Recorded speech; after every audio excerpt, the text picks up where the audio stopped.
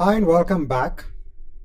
Now, for those students who are kind of new to serverless architecture, I want to give some background, some context as to what exactly is serverless architecture. And for that, I find it best to go through the entire evolution of the infrastructure as we have gone through the years. So first, I'm giving you a typical picture of a data center which a large organization could have. So in order to host your applications, the databases, a large organization would have a building in which they would host their data center. They would have these racks and racks of servers, and then they would have these personnel who would be responsible for taking care of this infrastructure. So you have these physical servers which need to be maintained. You have to buy the servers. The organization has to look at buying the servers, the storage, the networking, etc. They have to build that entire infrastructure and they have to maintain it. So there's a lot of work going on when an organization needs to have their own infrastructure on their on-premise environment. They have to also look at other aspects, for example, cooling. So they have to ensure that the entire data center is cooled down to a temperature so that the servers work as intended. They don't overheat. They have to take care of the lighting. They have to even take care of the physical security of the data center itself. So there's a lot going on when you want to take care of your own data center. Now, some of the disadvantages apart from taking care of the entire data center. So what are the downsides when an organization typically needs to, have that physical server in place to host applications? So let's take a use case scenario.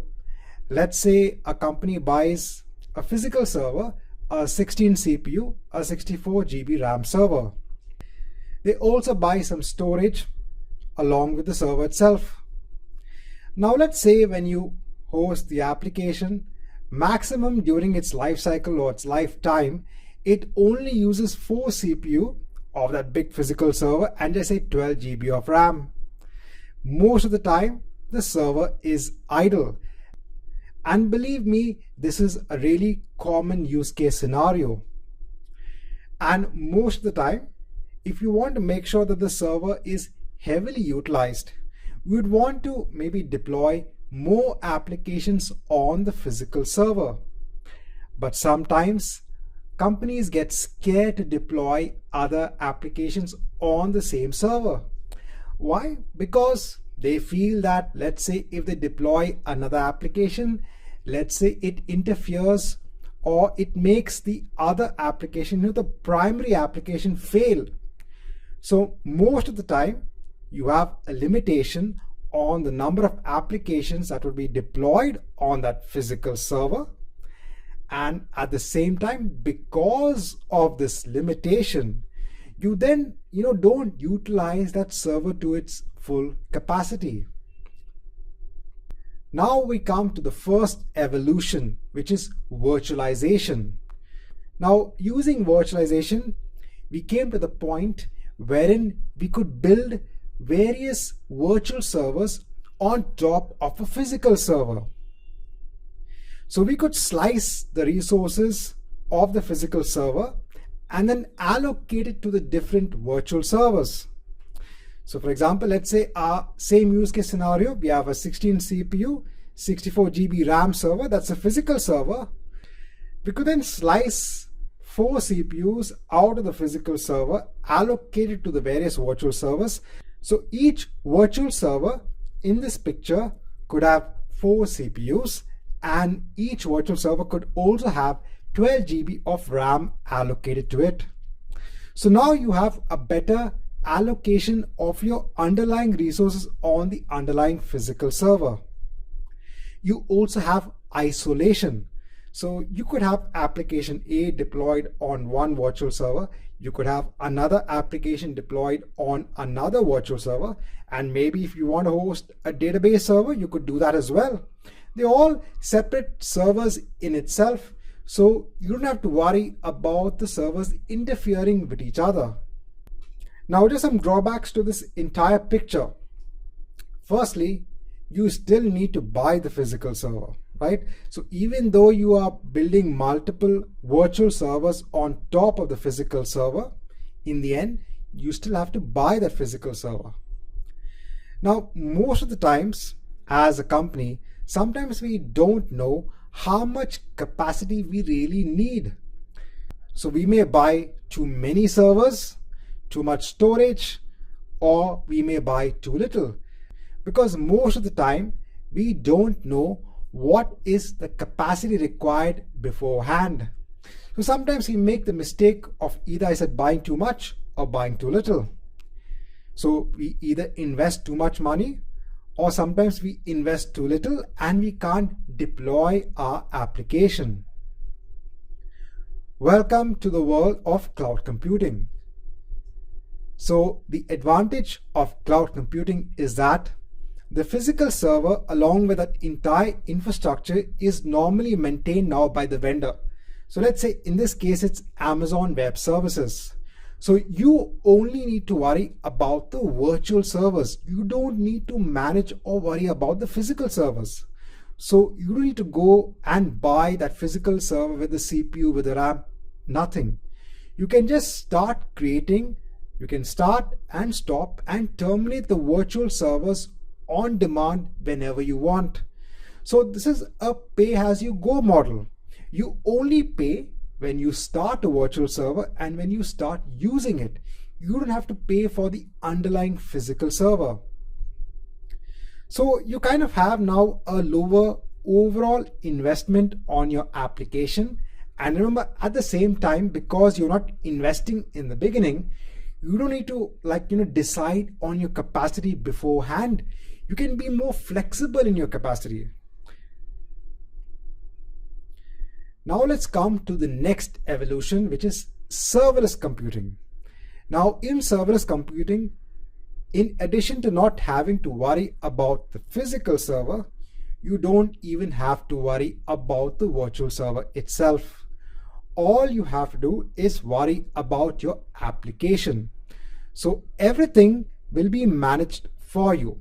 You don't need to manage the virtual server or the physical server. Right, so I thought just to give a context as to what is the evolution of serverless computing, I thought let's give students kind of a complete evolution cycle just for you all to understand how did we reach to serverless computing. Right, so for now, this marks the end of this chapter. Let's move on to the next chapter in this course. Hi and welcome back. Now that we have an introduction as to what exactly is cloud computing, our next step is to understand what is Amazon Web Services. Amazon Web Services is a separate entity that's part of its parent company, Amazon. Using Amazon Web Services, you can build, test, and deploy your applications. There are a whole number and list of services which you can use in Amazon Web Services, and every year this list of services grows. And for each service, even its integral features keeps on changing. They keep on improving. So what Amazon does is that they look at feedback from customers who are using these services. They then take this feedback and make their services even better. So what I said can you do with Amazon Web Services? If you look at an application such as Facebook, right? So Facebook is a company that gives you this application so that you could interact with other people. Let's say that you want to build and deploy an application similar to Facebook. You could do that using Amazon Web Services. So you could use these services in Amazon to not help you build your application, but also help you deploy your application. So I said my own site, which I showed you in the last video, is hosted using Amazon Web Services.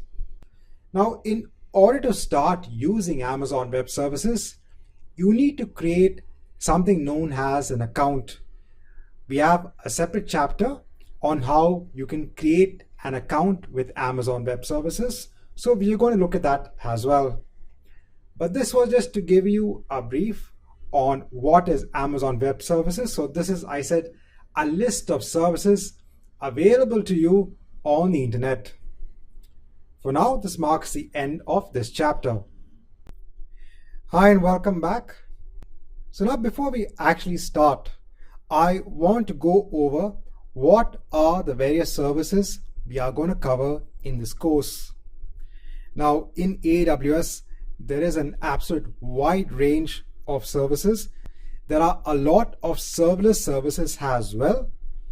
But normally when you look at application development, especially web development, these are the most commonly used services and the most popular services when it comes to the development community.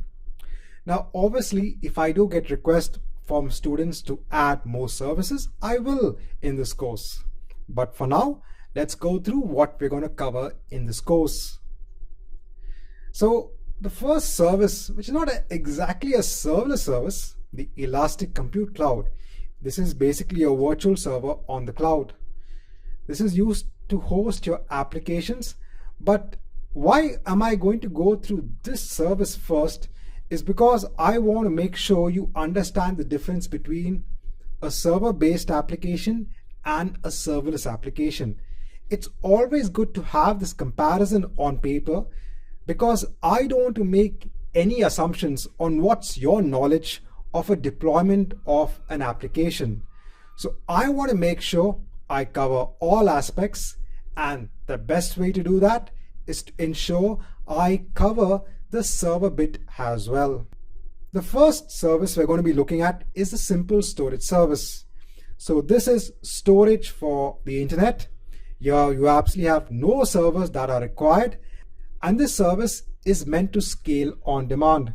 Now don't worry, for each of these services I'm actually going to go into detail. I'm going to have demos. So I said this is just a chapter wherein I want to tell you what are the services we're going to cover.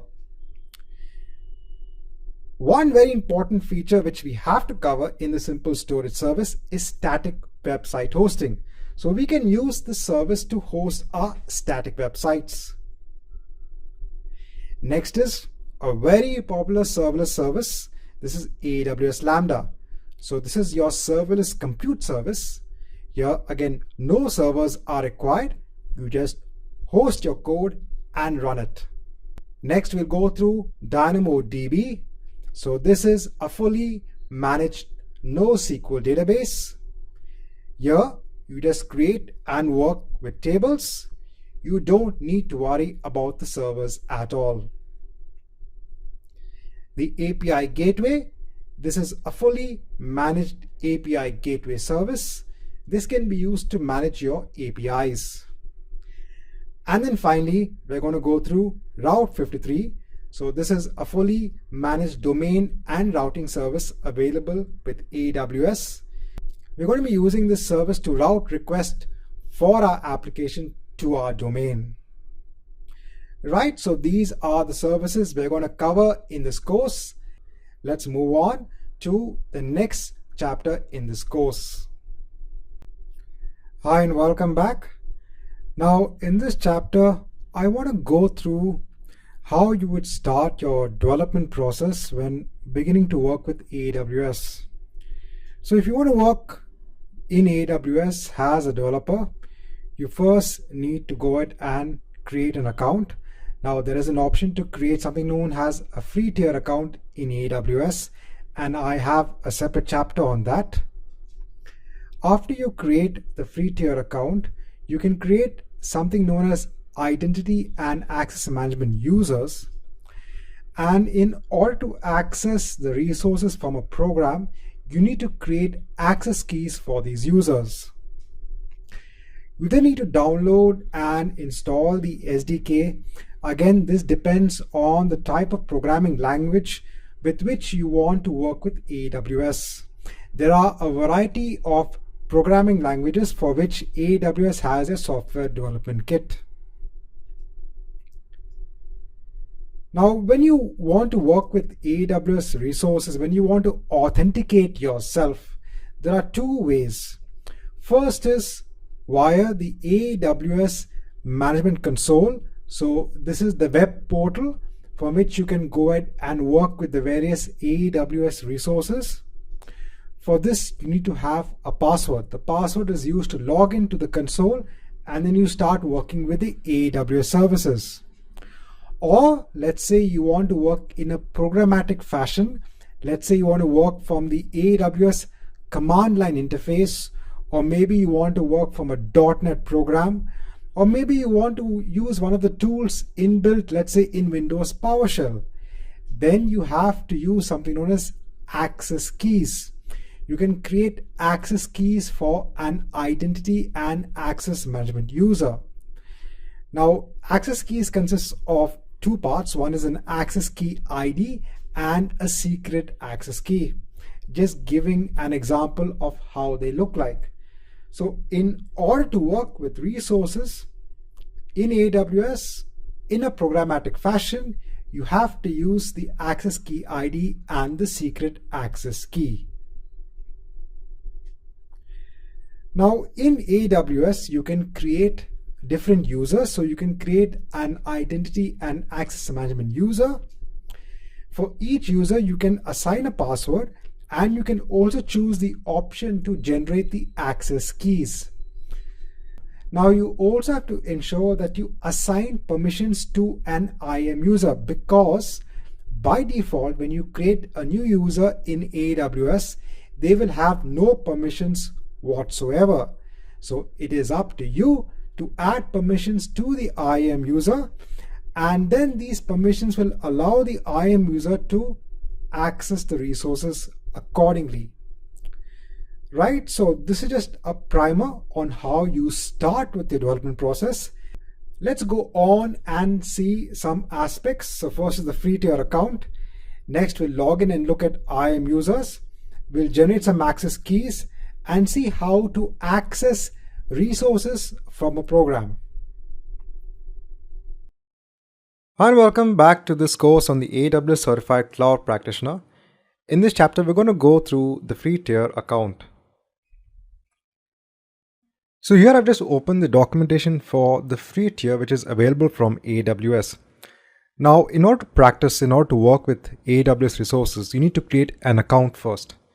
Now, there are different types of accounts that's available, but normally if you're just fresh to AWS, if you're fresh to cloud computing, AWS gives you this ability to create something known as a free account.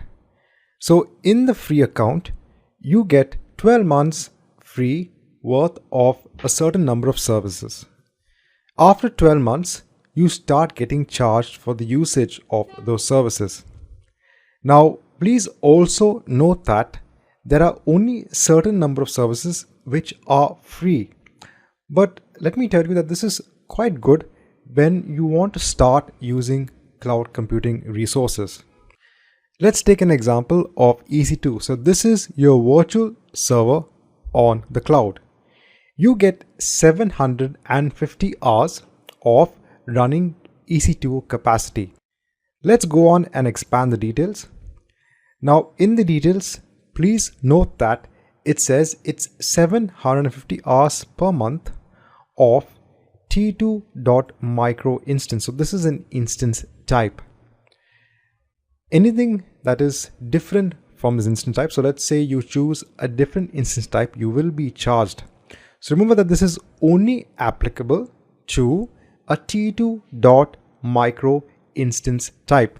You'll actually understand this when we actually create our first EC2 instance. There it actually clearly shows you what is part of the free tier and what is not part of the free tier. So even though they give you free usage of a particular service, it's not sometimes across the board. So always be wary of that. Now what happens if you use another instance type Well, you will be charged. So when you create the free account, you still need to specify a credit card. So this is because that if you by chance exceed the usage of a particular service, you will still be charged. So I didn't mention that this free account is free for a certain number of services for a certain extent. So it's not completely across the board. That is why you need to specify a credit card when you create a free tier account. Please make note of this. You can actually go through this entire page. I believe this has a resource to this chapter. You can see what are the different services which are provided to you free of cost. If you look at the simple storage service, you get 5 GB of standard storage, which is pretty good. So there are a lot of services which are good to start when using AWS. So my recommendation is that if you want to practice using AWS, start creating the free account. That marks the end of this chapter. Let's move on to the next. Hi and welcome back. Now before we go on to the AWS console and look at IAM users and look at how we can create access keys, I just want to show you that in the AWS documentation, there are different software development kits for different programming languages. So depending upon the language which is supported, the language which you work with, you can actually go on to the documentation, see how to install it, see how to start using it. Right, so this is with regards to the SDK. Now here I'm logged in the AWS console. Now by default, when you create your AWS account, you log in with something known as your root account. So you normally would use your email ID to sign up for an AWS account, and that email ID becomes your root account. Now, by default, it's not a good practice to work with AWS with your root account. This is kind of a security measure or recommendation from AWS that you should not use your root account for working with the AWS resources. Instead, you should create different identity and access management users for different purposes in AWS. Now, if you're starting to work with AWS, if you're a fresher, if you're trying to see how things work, yes, in the beginning, you can start working with the AWS resources using the root account just to see how things work. But later on, once you get comfortable, once you understand, isn't better to start creating IAM users and ensuring that each IAM user has the required permissions to access AWS resources. Now to go on to identity and access management, you go on to your account and you click on My Security Credentials.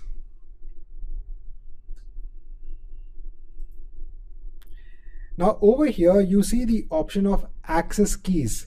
Now this is access keys for your root account. So if you want to start playing around with the root account for the AWS resources, then you can go ahead and create a new access key from here itself. So if I click on create new access key, you can see the access key ID and the secret access key. Now please note that for access keys, this is the only time you will actually get to see the secret access key. So please ensure that you download the key file and keep this in a safe place. After this, you will not be able to recover the secret access key. It is up to you to safeguard the secret access key.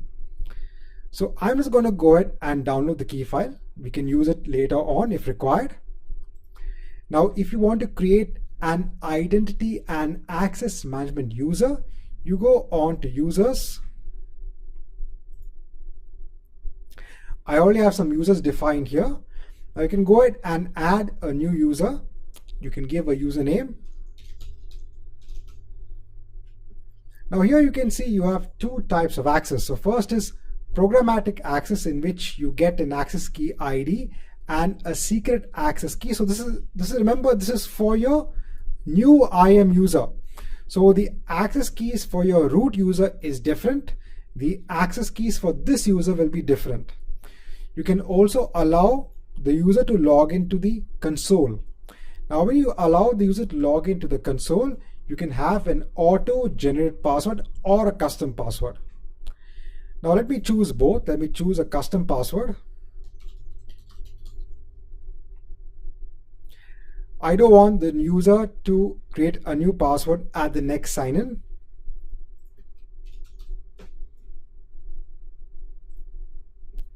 Next, I'll go on to permissions. Now, by default, I said a user will have no permissions whatsoever. So what you can do is that you can add users to a groups. You can create groups to, logically group together users. You can copy permissions from an existing users, or you can attach existing policies. Now, this course is not going to go deep dive into policies and how we manage access. This is very important when you go for an AWS security specialist. That time you have to know policies in and out. For now, let's go ahead and just add a demo policy, because I just want to show you, when you create an IAM user, how can you see the access keys? So let's say you want this user to have access only to the simple storage service. You can choose the inbuilt policy for the simple storage service for full access. Click on next for review and then create the user. Now again, for this user, you will see the secret access key and the access key ID. Again, I said this is the only time you can get to see it. Once you close this, you can then go to your user and then you can add the permissions. You can see the groups. If you go on to security credentials, you can change the password and you can also create new access keys. So in case if you've lost the secret access key, you can generate a new one. Right, so this is just from creating IAM users. But if you are new, I said to AWS, if you just have a test account, a free tier account, you want to see how things work, then you can use or go ahead and use the root account. Again, please note that you have the full responsibility of maintaining your AWS account. Once you create the account, it is your responsibility. So always ensure that you keep a track of what you are doing. There are other services like the AWS config, which can help you see the configuration of different resources. But since you are just a beginner, please ensure that you have the full responsibility and understanding of how you're using your AWS account. Right? So for now, this marks the end of this chapter. Hi and welcome back. So let's have a quick recap of what we've done so far. I hope you've gone ahead and created a free tier account in AWS. It will definitely help you understand what we're going to be doing in the duration of this course. I've also shown you that once you create your account, where can you create identity and access management users. I've also shown you the page where you can see the software development kit that's available for the different programming languages. So keep all of this ready. Now, in the subsequent sections, I'm first going to go into the services, which is going to help to build our serverless architecture. So we're going to be looking at the simple storage service. We're going to be looking at DynamoDB. And then after that, I'm going to show you how you can set up Node.js along with the AWS SDK. Once you have that in place, then we're going to go into AWS Lambda and the API Gateway service. So rest assured, I am going to show you how to set up the SDK with Node.js and how you can start using Node.js to work with the various AWS services. So let's move on ahead. Hi and a warm welcome back. Now in this section, we are going to look at the simple storage service. We are going to see how we could host a static website using the simple storage service. Before that, I'm going to show you how to host a static website using the Elastic Compute Cloud service so that you can do a comparison between a non-serverless architecture and a serverless architecture. I also have a separate chapter on Route 53, which is the domain name system in AWS. And I also have separate chapters on identity and access management policies. This is very important when you want to understand how to assign permissions to users in AWS. I also have a chapter on how you can use the AWS command line interface to issue API calls against the simple storage service. So let's go on with this section. Hi and welcome back. So in this chapter, we are now going to have an introduction to the simple storage service. So this is storage for the internet. Now, if you look at similar tools to the simple storage service, just to try to get an idea of what exactly it does, it's just like a storage device where you can upload your files. So for example, if you work with Google Drive, if you work with OneDrive, working with the simple storage service is very similar. One of the key benefits of this service is that it's used more from a development perspective. So developers will use this service a lot and integrate this as one of their underlying storage services for their application. Some of the benefits of the service are you get unlimited storage. So automatically behind the scenes, you don't have to worry about how much GB has been taken up by the service itself. It will automatically grow in the background. You don't have to mention that I want 1 GB of space, 2 GB of space. No, just keep on uploading your files and objects. The service will automatically take care of everything for you. You can store virtually any type of file. You can also enable versioning of the objects in the simple storage service. And you can also use the service to host a static website. You can also enable different types of permissions for the objects. So how does a simple storage service work? Now the first thing you have to do in the service is to create something known as a bucket. So the bucket is basically used to hold all of your objects. Now I did mention that the simple storage service is similar to a file storage service such as Google Drive, such as OneDrive, but in simple storage service, each artifact that you upload to a bucket or to the service is known as an object.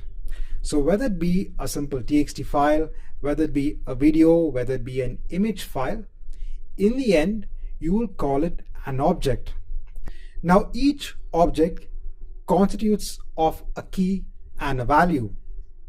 Just to give you an example, when you upload a file, let's say called sample.txt to the simple storage service, the key is nothing but the name of the file, which is sample.txt, and the value is the contents of the file. Now this is very important from a developer's aspect. You have to understand that the simple storage service is nothing but a key value store of objects.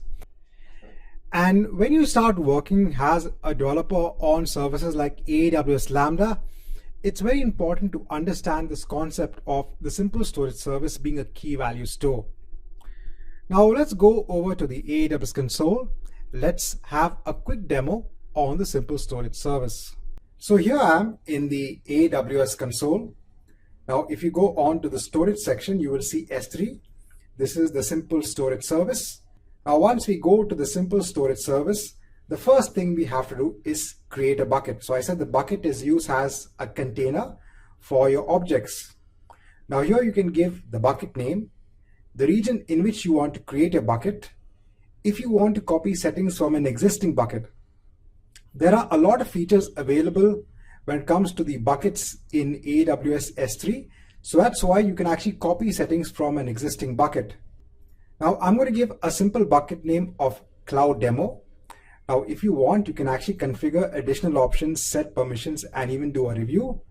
Or if you just want to quickly create the bucket, let's go ahead and do it. Now you can see that you're getting an error that the bucket name already exists.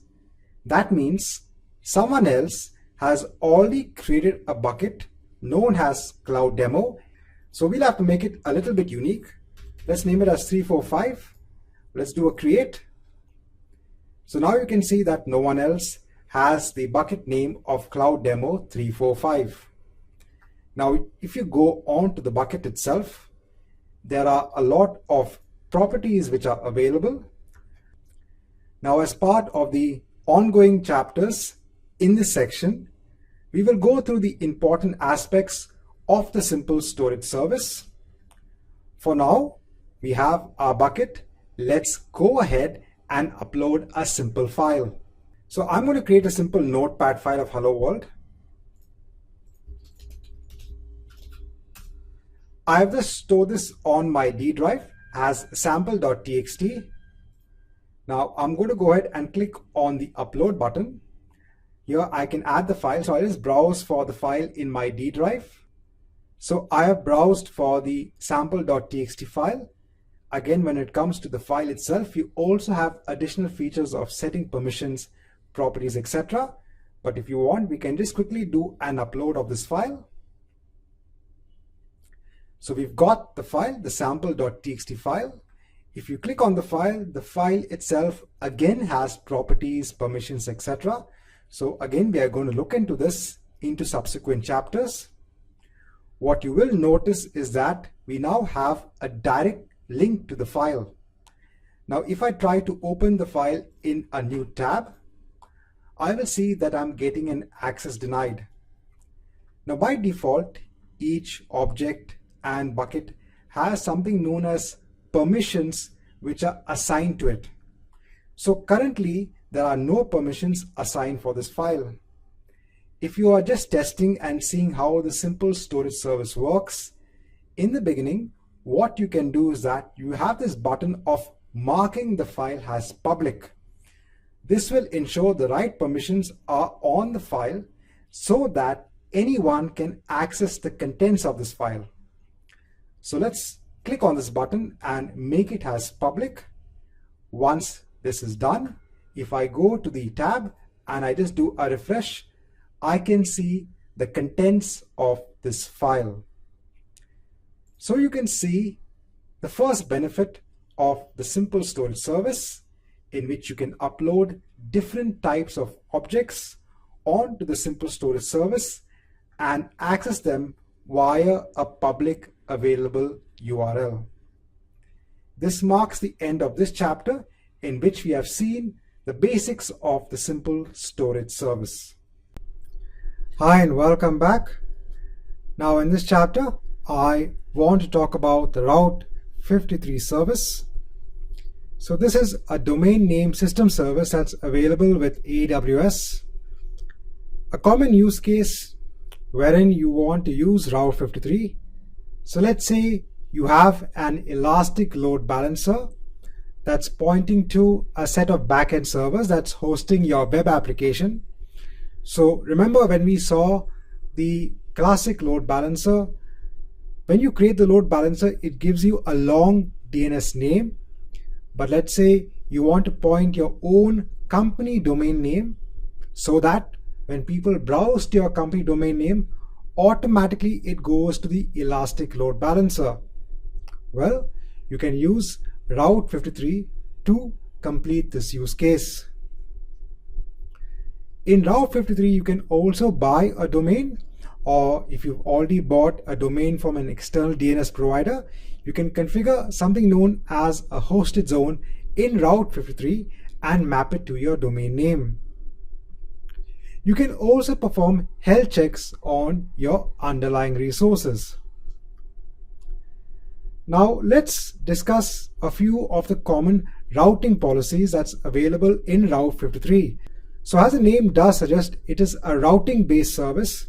So it has different policies available for you to decide on how you can route traffic to the underlying resources. First, we have the most simplest one, and as the name does imply, it is the simple routing policy. So in Route 53, we would first create a hosted zone.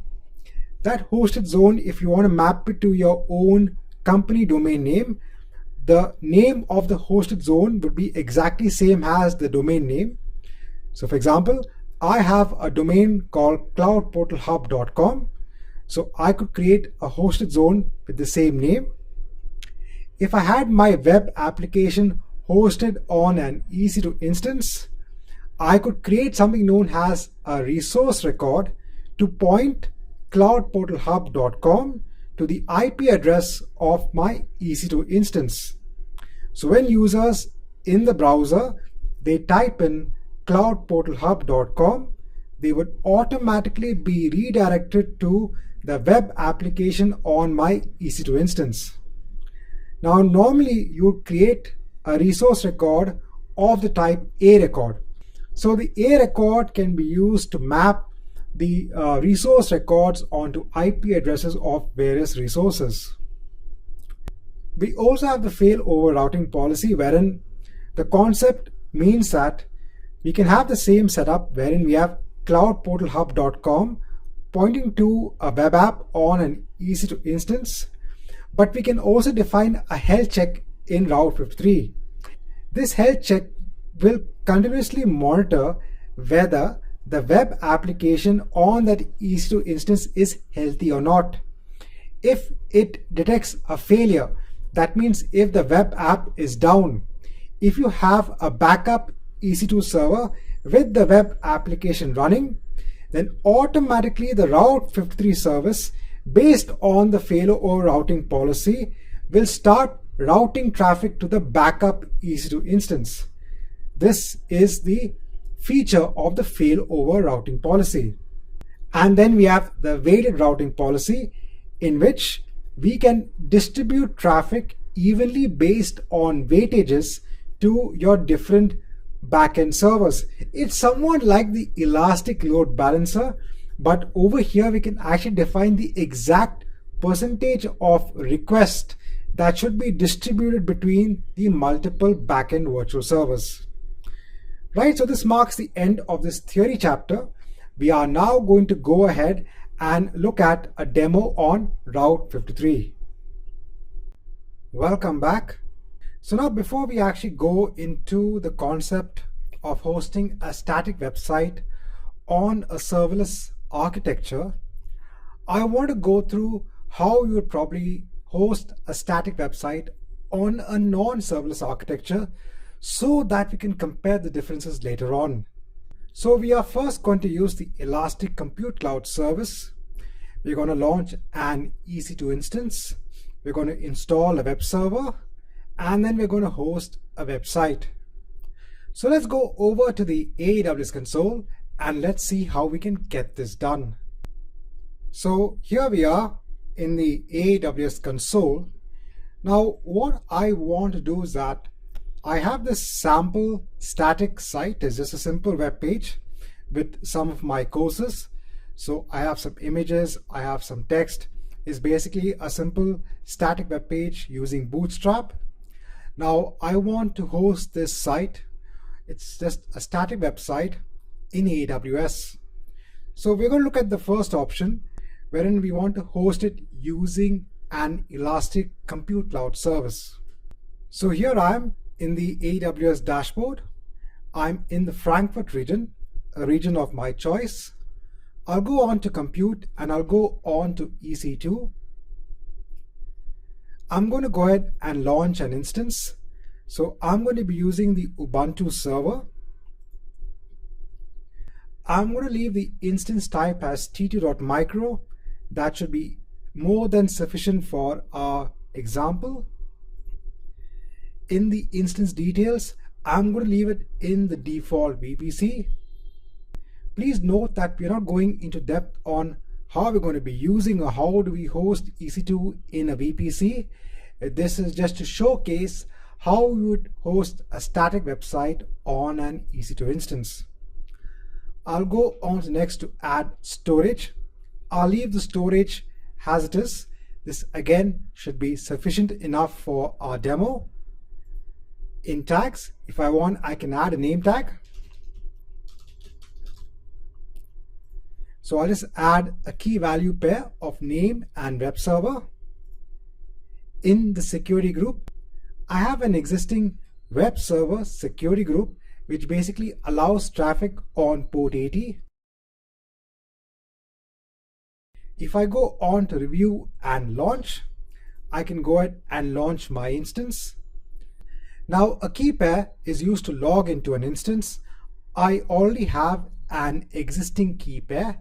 If you don't have a key pair, you can go ahead and create a new key pair. But since I already have one, I'm going to say I acknowledge I have it, and then I'll go ahead and launch the instance.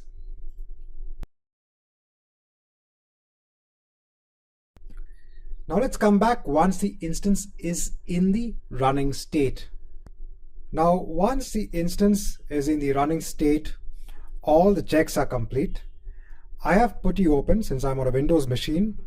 I'm going to take the public IP address. I'm going to go to the host name and I'll click on open. I'll click yes and let me log into the server. Now, as a resource to this chapter, what I can do is that for those students who are not aware on how you can actually connect to a Linux-based instance from a Windows machine, I will add a document to list down the steps on how you can achieve this. Right, so now we are logged in to the Linux-based instance or the Ubuntu instance. What I'm going to do first is issue an apt-get update. I want to update the system. Once this is done, I'm going to install Apache. So this is a web server which you can actually install on a Linux-based distribution.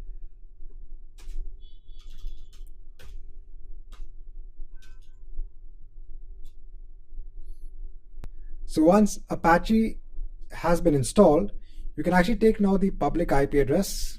If I go on to another tab, you will see the Apache homepage. Now, when you go actually to the security groups, one of the reasons why we can actually reach the Apache homepage, very important, is because we are allowing port 80. Now, on a server-based instance such as EC2, by default, all traffic is denied onto the EC2 instance. But I have set specific rules for this security group, which not only allows me to log into the instance, but also allows both HTTP and secure traffic onto this instance. Again, in the document in which I will list down the steps on how you can connect to a Linux-based instance, I will also add steps on how you can add rules to the security group to allow the traffic. This is because if you want to practice on your own, it will help you out. Right, so now we've got Apache installed. It's now time for me to transfer my website onto the Apache instance. Now to transfer all my contents from my local workstation onto the server, I'm using a tool known as WinSCP.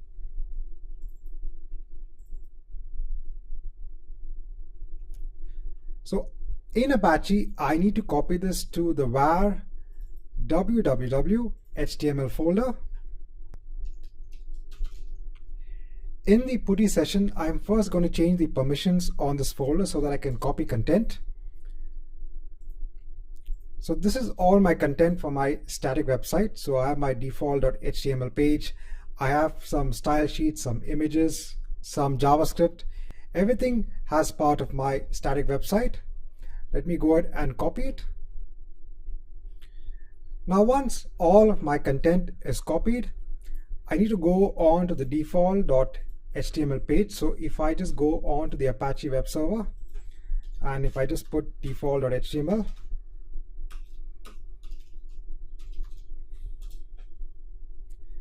I'm now getting my training site, my sample site. So this is one way of hosting your static website. You spin up a server. At any point in time, you can even terminate the server. So you only pay for how much time the server is up and running. But again, this course is all about using serverless components on AWS. And I said one of the reasons I started with this off first is to show you a comparison of how you can do this very easily using a feature known as static website hosting in the simple storage service. Right, so this marks the end of this chapter. Let's move on to the next chapter in this course. Hi and welcome back.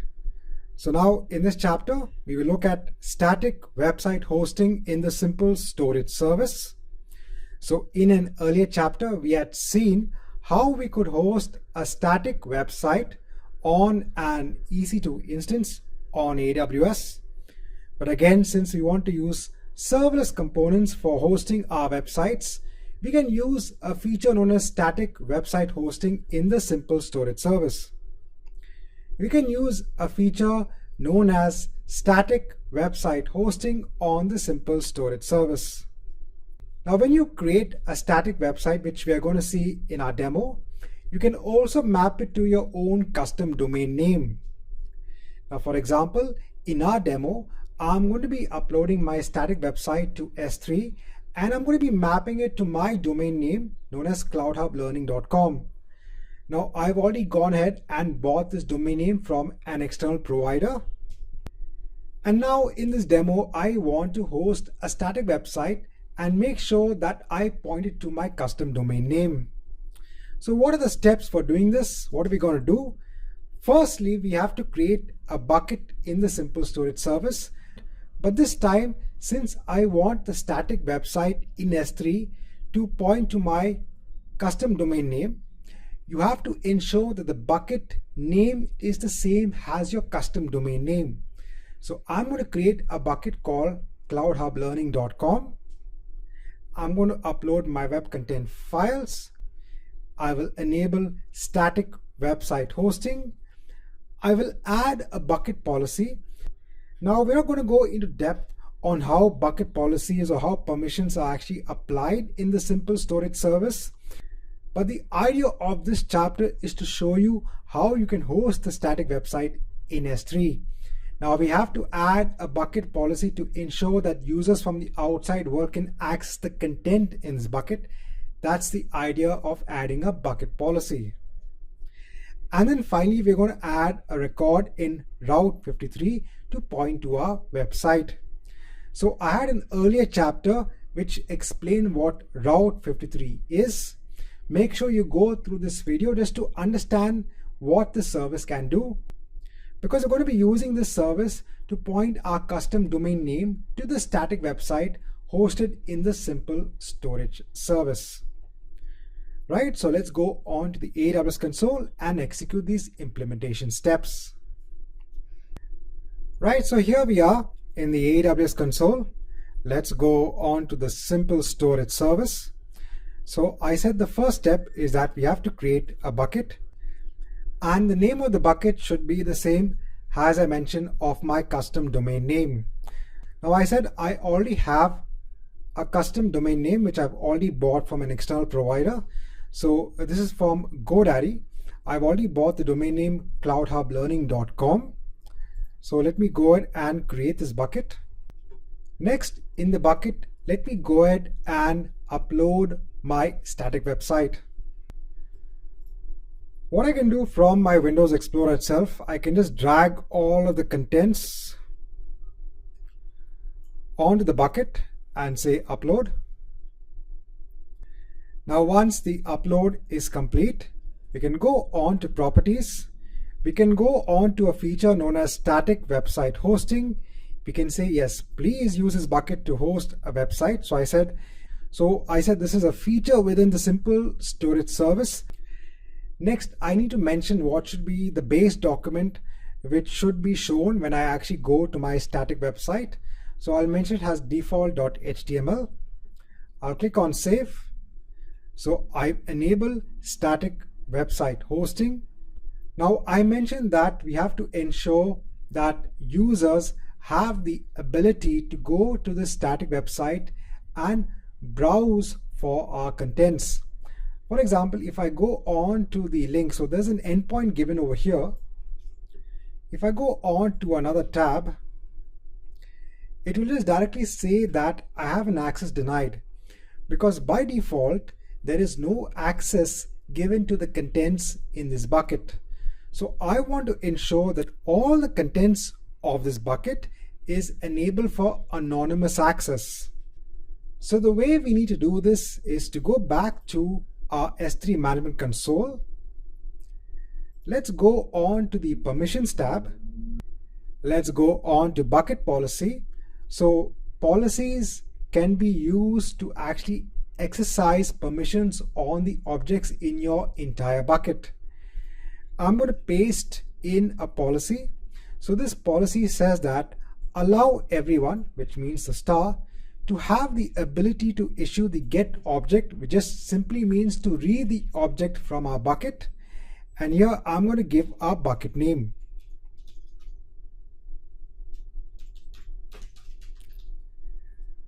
Once this is done, you can click on Save. So it is going to give you a warning that now the bucket has public access, and that's fine because this is required to ensure that we can access the contents of the bucket. Now if I go on to the tab where I got the forbidden error, and if I refresh it, I am now getting my website. So my static website is in place. But I mentioned that we want to go a step further. Since we have created a custom domain, we have created a bucket with the custom domain. What we can do now is to go through a service known as Route 53.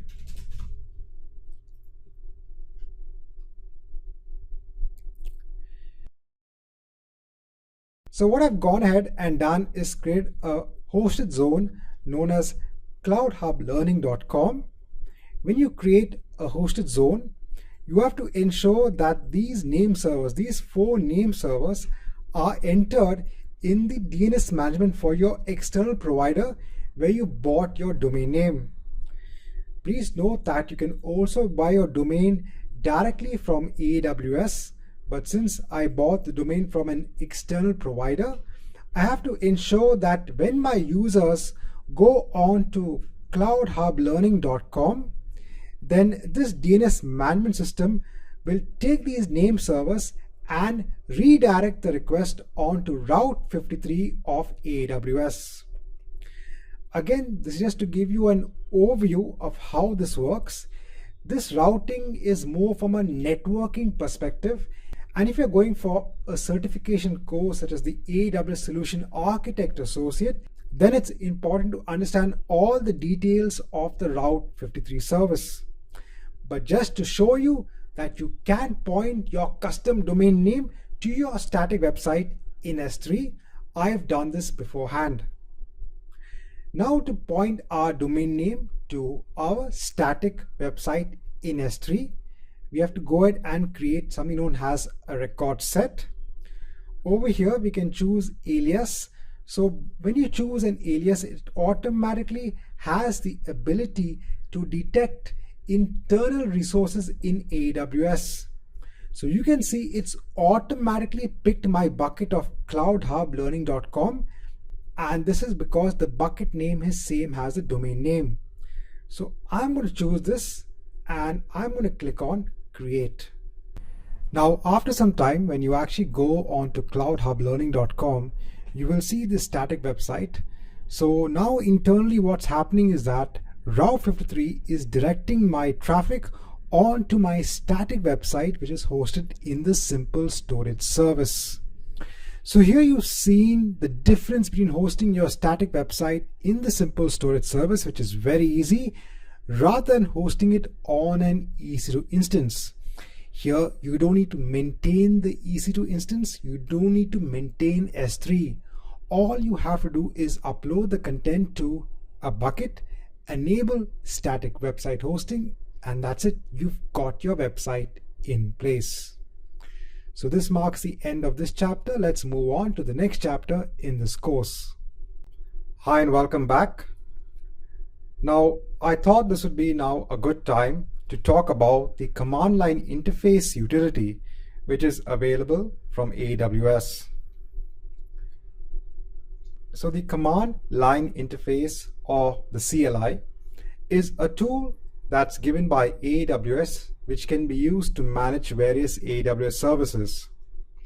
So you could issue all your API calls from the command line itself. This is very good when you want to automate the use of AWS services via scripts.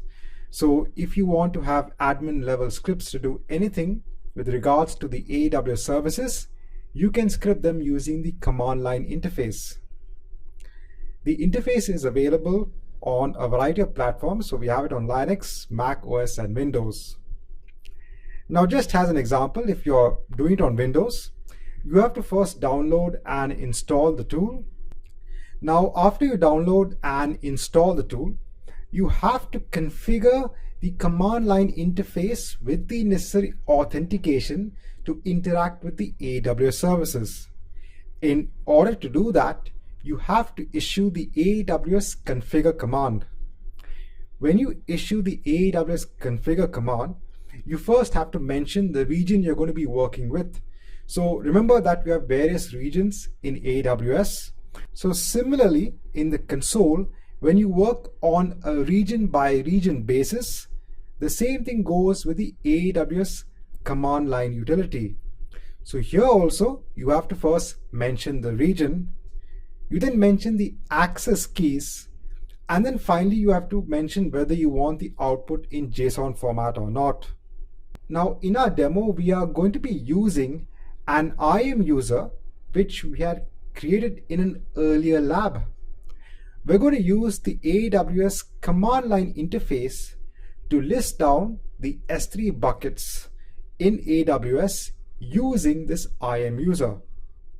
So let's go ahead and see how we can implement this. So here I am in the AWS console. Now I said that in order to work with the command line interface, we are going to be using a user, an IAM user, which we created in an earlier chapter. So if I go on to my account and if I go on to my security credentials, I'm going to go on to my users. Now I've kind of cleaned up all the users which I had earlier. So I only have our developer user, which we had created earlier. Now if you go on to this IAM user, the IAM user has a policy of full access to Amazon S3. Now I have a separate chapter on IAM policies. So in that chapter, I will explain a little bit more on IAM policies and also give you another demo on how you can use IAM policies to manage the permissions for IAM users. But for now, try to understand that this user has the required permissions to interact with the S3 service, and that's it. The user can't interact with EC2 or maybe DynamoDB, so the user can't interact with any other service apart from Amazon S3. Now, I said in order to work in a programmatic fashion with AWS, whether it be through the SDK or through the command line interface, we need to have access keys. So if you go on to the security credentials, I've ensured that I've generated access keys and I've copied them in a secure location. So ensure that you have the access keys for the user. I've also opened the page for the AWS command line interface. So over here, you can look at the different platforms available. So depending upon the platform you're working on, go ahead and install the command line interface. It's a very easy installation. Now I'm going to open PowerShell. I've already gone ahead. I've installed the 64-bit version of the command line interface on my Windows workstation. Right, so the first thing we have to do, I said, is to issue an AWS configure request. So over here, you need to mention your access keys and your region.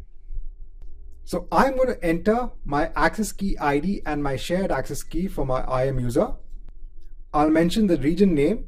So currently, most of my resources are in Frankfurt. So I'm mentioning the region name as EU Central 1. I'm going to keep it as it is. Now, by keeping the default output format as it is, when you issue a command, you will get the output back in JSON format. So I'm going to leave it as it is. So now my command line interface is connected to AWS. Now I could issue the API commands which are available for the different AWS services. Now, for example, let's say I want to list all the buckets in S3. I can issue the following command. So this command will list all the buckets in S3. So now you can see the bucket name along with the creation date. Now, obviously, as a developer, you have to make yourself familiar with the different API commands. So there are API commands available for each of the operations or the possible operations for the various AWS services. Right, so I hope in this chapter you've got a hang, you've understood how you could use the command line interface to work with AWS services. So remember, it's not necessary that you have to only work via the AWS console. You can also work very well through the command line interface. Well, so this marks the end of this chapter.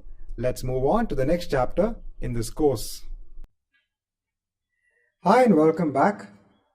Now in this chapter we are going to look at IAM policies. So an IAM policy is an entity that provides permission to a resource or a user/group. Now these are nothing but JSON-based documents. These policies can be used to allow or deny access to resources in your AWS account. Now each policy consists of generally the following. So first is the effect. What do you want the policy to do in the end? Do you want it to allow access to resources or services, or do you want to deny access? Then is the list of actions that are allowed or denied by the policy. Then you have the list of resources on which the actions can occur. And then you also have conditions which are optional. So these are circumstances under which the policy will grant the required permission. Now, if you are new to IAM policies, don't worry. Step by step, you'll try to understand the different parts of an IAM policy. Now, the below segment, which is JSON based, is an example of an IAM policy. This IAM policy allows access to all services. That's why it's marked as star for the resource, and to all actions for all services. So this type of policy is something that you would probably attach to the global admin in your AWS account. Now, one of the key benefits of IAM policies is that, firstly, it allows for a more fine-grained level of access that can be provided to your users or groups. For example, let's say you have an S3 bucket. You want users to have the ability to only read the objects in the bucket but not upload objects. You can create an IAM policy specific to this use case and then assign it to either the user or group. Another use case scenario is, let's say, for EC2 instances, you want IT personnel to only have the ability to create them but not terminate them. You can create an IAM policy for such a use case. Now, when you look at the example of S3 and we look at the properties of an IAM policy, so here the service is the simple storage service. Here the service has different actions. So for example, to upload an object onto an S3 bucket, internally AWS will call the put object API call to put the object onto S3. Similarly, when you want to get an object from an S3 bucket, you would call, or the AWS internally would call, the get object API call. Next is the access of allow or deny. And then I said you can add more granular level of access by specifying the specific buckets to which this policy should apply to. Now we are going to look at a demo in the next chapter. So we are going to create a custom IAM policy. This is going to be on the simple storage service. So let's move on to the next chapter in this course. Hi and welcome back. In this chapter, we will look at a demo on IAM policies for S3 bucket access. So let's go to the AWS console and see how we can work with IAM policies. So here we are in the AWS console. We are in the simple storage service. Let's go ahead and create a new bucket for our demo. So I'm going to give a bucket name and create the bucket. Right, so my bucket is created. Now what I want to do is that I want to give the ability for a user to read objects in this bucket but not upload any objects. So what I'm going to do is that I'm first going to upload a file to this bucket. So I'm just uploading a simple sample.txt file. So I've got the file uploaded to my bucket. So here I am in IAM in the security credentials. Now the first thing we are going to do is that we are going to create a policy. Now by default, you have AWS managed policies. So these are policies which are already in place and provide certain level of access to certain services. If you want, you can actually click on any policy. When you go on to the JSON script for the policy, you will be able to see the effect, the action, and the resource. Now what we are going to do is that we are going to create our own custom policy. So let's go on to create policy. Now you can either choose the visual editor. So if you are new, you can use the editor. If you are good in JSON scripting, then you can directly add the JSON script. For the purpose of this demo, let's use the visual editor. So first is the service. What is the service for which we are creating this policy? Well, it's for the simple storage service. So let's choose S3. Next we have the actions. What are the actions which is either allowed or denied? So currently I'm looking at the allow actions. If you want to switch to deny, you can switch to deny, but let's start with allowing actions on this S3 bucket. So I am saying that I just want the user to have the ability to read the object. Now there's a whole list of fine-grained level permissions for the object. For example, let's say you wanted to ensure that the user has the ability to get what is the access control list for the object. You can choose the get object access control list. For the purpose of our demo, I just want the user to have the ability to get an object. That's it. I don't want the user to have the ability to do anything else. Now if you go on to just the right, you will see you can give the user the ability to put objects by using the put object action. But let's go back. Now one other key important aspect when it comes to getting objects in an S3 bucket for a user, there are other permissions which need to be applied as well. So the first is get bucket location. In order for the user to have the ability to first see the bucket, we have to first give this permission. Also, we have to go a step back. We also have to give the user the ability to list the buckets first. So this is like the primary level permission which you should assign first in order for the user to have the ability to get objects in that bucket. If you just wanted the user to list the buckets, then you could just give these three permissions, that's it.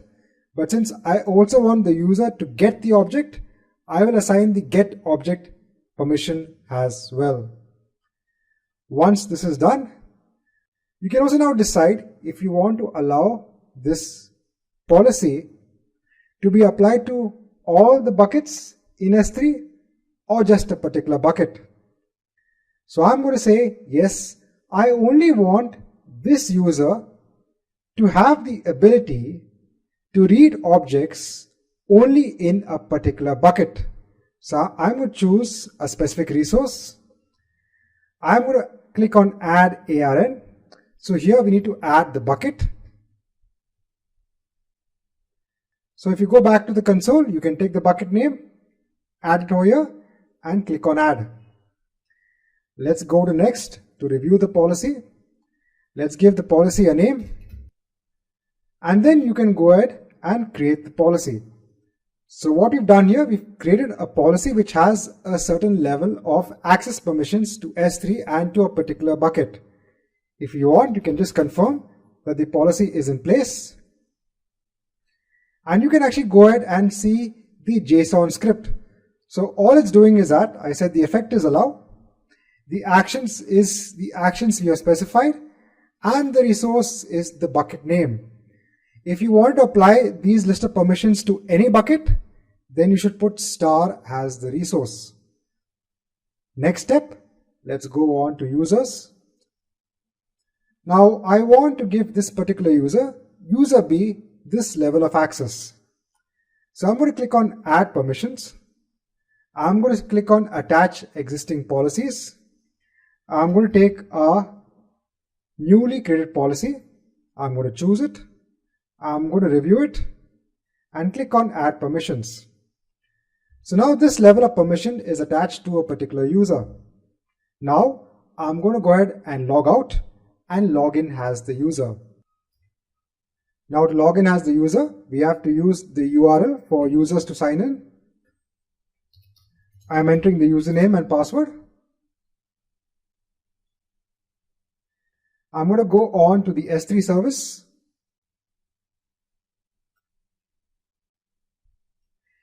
Now you can see that because we have given the access of list all buckets, we can see all the buckets. Notice that you are getting an error for the access, and that's because this access comes from the access control lists or the permissions for the bucket. Remember, we have not given permissions to the user to have the ability to see the permissions of the S3 bucket. Now, before we actually go on to our tech demo bucket, let's go on to any other bucket. And you can see you're getting an error of access denied. Because remember, in AWS, the default permission for resources is deny, unless you do a specific allow. Now, for the permissions for this user, we only put permissions for allow for this tech demo bucket. And that's why when we go to that bucket, we can see the resources in that bucket. Right, so we have the ability to get the object from the bucket. Now let's go ahead and try and upload another object. So I'm just uploading a particular image. Let me click on upload. And I'm getting an error. So if I go to the error, it's saying it's forbidden, and that's because we don't have access to put the object in that particular bucket. So this is how you can actually give this fine-grained level of access using IAM policies. Please remember, this is just one example. In IAM policies, you have a lot of permissions that you can actually give on a fine-grained level for various services in AWS. For now, this marks the end of this chapter. Let's move on to the next chapter in this course. Hi, and a warm welcome back to this course. Now, in this section, we are going to look at the Manage NoSQL Database Service from AWS, and that's DynamoDB. So we'll look at how to create tables, how to create items in the tables. I'll also explain to you what is throughput on a DynamoDB table and how to use the command line interface again to work with DynamoDB. It's always important to understand how do you issue API calls against AWS services. So that's why I have a separate video on how you can use the command line interface to work with DynamoDB. So let's go ahead with the remainder of this section. Hi and welcome back. Now in this set of chapters, we are going to start understanding and working with the DynamoDB service. So now before we actually go on to DynamoDB, let's quickly first talk about traditional SQL databases such as MySQL, Oracle, and Microsoft SQL Server. Now the only reason I'm discussing this first is just to make students understand what's the purpose of a NoSQL database, because DynamoDB is a NoSQL database. So in these traditional SQL databases, you would have a table, it would have columns, and you would have rows. A very typical table shown over here. Now the tables would have a predefined schema. So this table has 3 columns, the customer ID, the customer name, and the product ID. And then you have the rows which have the values for the columns. You could perform complex queries or even joins on other tables. So everybody would be familiar with working with such databases. Now, when it comes to NoSQL databases were introduced as a means to provide faster access to data. So your data would be represented as documents in JSON format. Just giving an example over here. So this is similar to having, let's say, a table with 4 columns. So you have the first name, the last name, the age, and the address. The only difference is that it's being represented in JavaScript object notation. It's like having a flat file on your system, and then instead of actually querying column by column or row by row, you're querying document by document. Now, why was NoSQL introduced? It's because it allows you to have faster access to your data. So I said it's like accessing your flat file system. So let's say you have a TXT file on your hard disk. You can easily recover the data from it. It would be faster than probably querying a database. Next, this is schemaless in define. And what I mean by schemaless, you don't need to define the schema beforehand. So let's say you had an Oracle database or a SQL database. You would first have to define the table and what would be the columns of the table. But in a NoSQL database, you don't have to define the columns of the table beforehand. We will see this in our demo. So each row in the table can perform or conform to a different schema altogether. Now in DynamoDB, each document is known as an item and each column is known as an attribute. So each document can have a varying number of attributes. Now if the number of queries is high for simple data, so sometimes if you store this in traditional database systems, they might not scale well, to give you the best response. You might have to do other things such as optimizing your queries, increasing the scalability of your underlying infrastructure. So there are a lot of things you probably would need to do in order to ensure that when you have a high number of queries against a high amount of data, then in order to get a better response time, you would need to do that extra bit of work to get the data out. Now, when should you not consider NoSQL is when you have complex queries and table joins, because this is only meant, NoSQL is only meant if you want faster access to your data in kind of a document or a flat file concept. If you start wanting to have table joins or perform complex queries, then you should not consider NoSQL in your design. Now we come to DynamoDB. Now DynamoDB is a fully managed NoSQL database that's provided by AWS. Here you don't need to set up any servers, install any software, nothing at all. You just start creating the tables and inserting your data. The servers behind the DynamoDB tables are created automatically by AWS and they scale based on demand.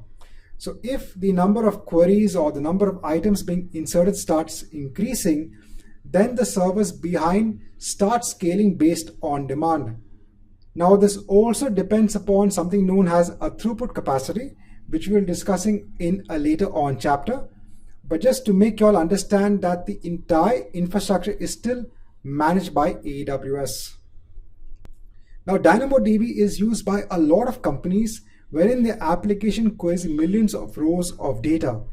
So this is really a popular database that's being used by a lot of organizations. Right, so this is from a good introduction of DynamoDB. Let's now move on to the next chapter in which we're going to see how to work with tables in DynamoDB. Hi and a warm welcome back. Now in this lab, let's go ahead and see how we can work with the DynamoDB service. So let's go on to the database section and let's click on DynamoDB. So remember, this is the fully managed NoSQL database available in AWS. As you can see, you directly have the option to create a table. So you don't need to set up the server. You don't need to install the database engine. You don't need to set up the database software. Everything is done for you automatically in the background by AWS. You just have to go ahead and start creating tables in the DynamoDB service. So let's give a table name. I'm going to create a table known as course. Now, in a table, similar to what you have in a SQL-based database engine, you can specify what would be the primary key. Now, this primary key in DynamoDB is also known as the partition key. The DynamoDB service uses the partition key to evenly distribute data across multiple partitions in DynamoDB. For the purpose of this demo, what we can do is that we can put the partition key as a course name. So I'm going to be having this table which is going to have different courses along with their description and other details. So as a partition key, I'm going to give the course name as the partition key, and I'm going to leave it as string. So the data types which you have, which can be the partition key, is string, binary, and the number. Now next, we can either use the default settings, or we can change the settings upon table creation. So if I uncheck this, let's see what do we have. We can add indexes to a table. So this is when you want to query the table based on other attributes which are not the partition key. Now, when you query the table, when you use the partition key, that's the ideal scenario to ensure that you're using the throughput available on the table in an ideal manner. But in case if you have to query the table on other attributes other than the partition key, then we can go ahead and create indexes. Let's leave all of this as it is. This lab is only dedicated first to creating a table and seeing how it works.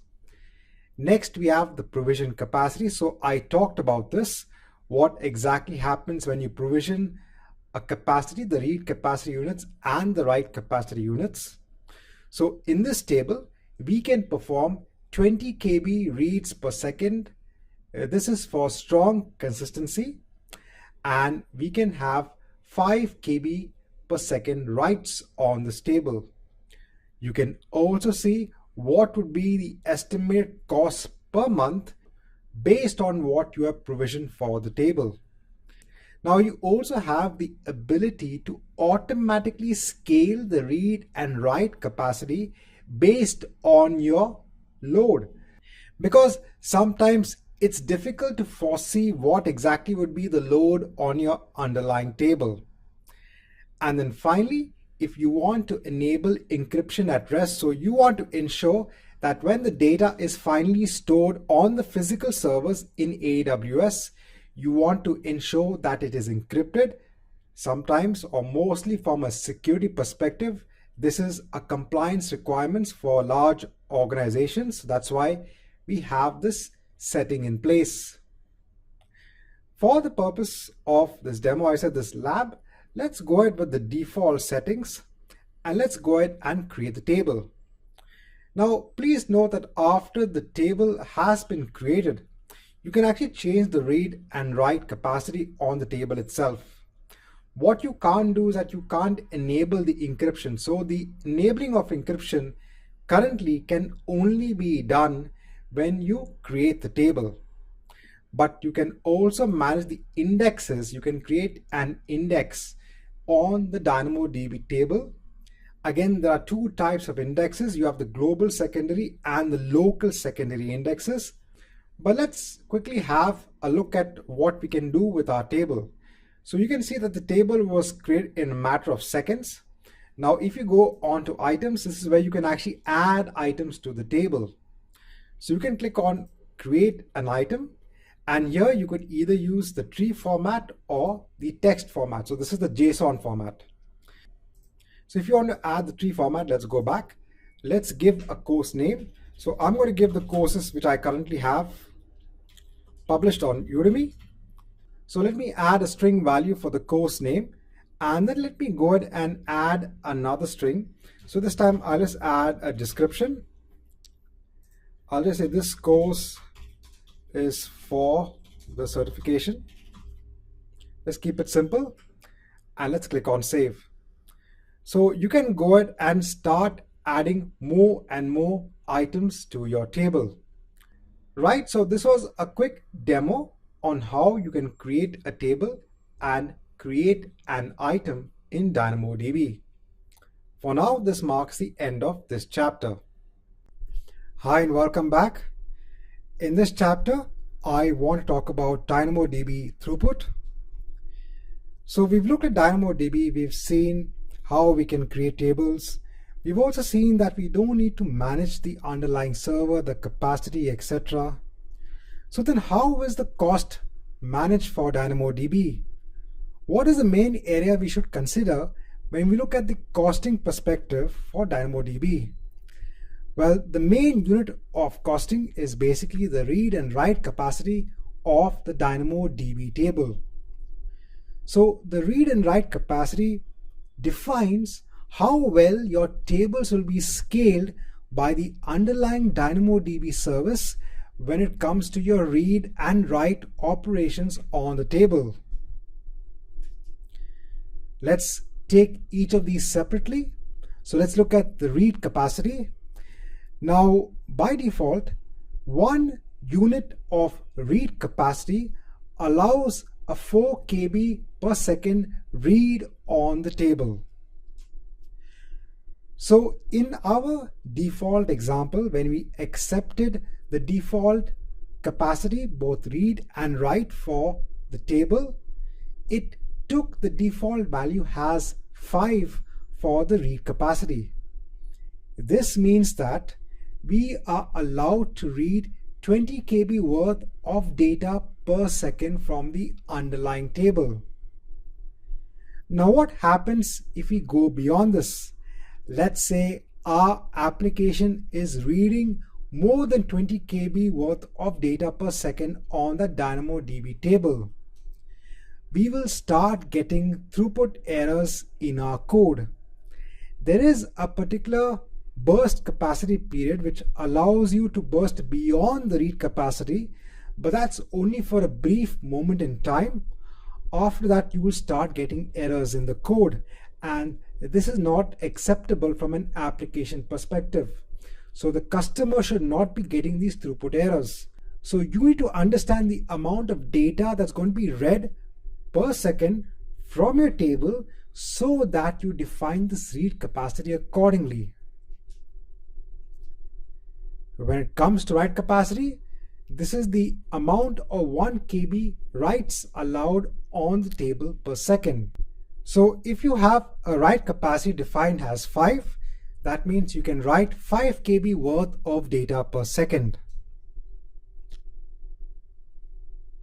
Now, when it comes to read capacity, there is also another thing we have to consider, and that's something known as eventual and strong consistency.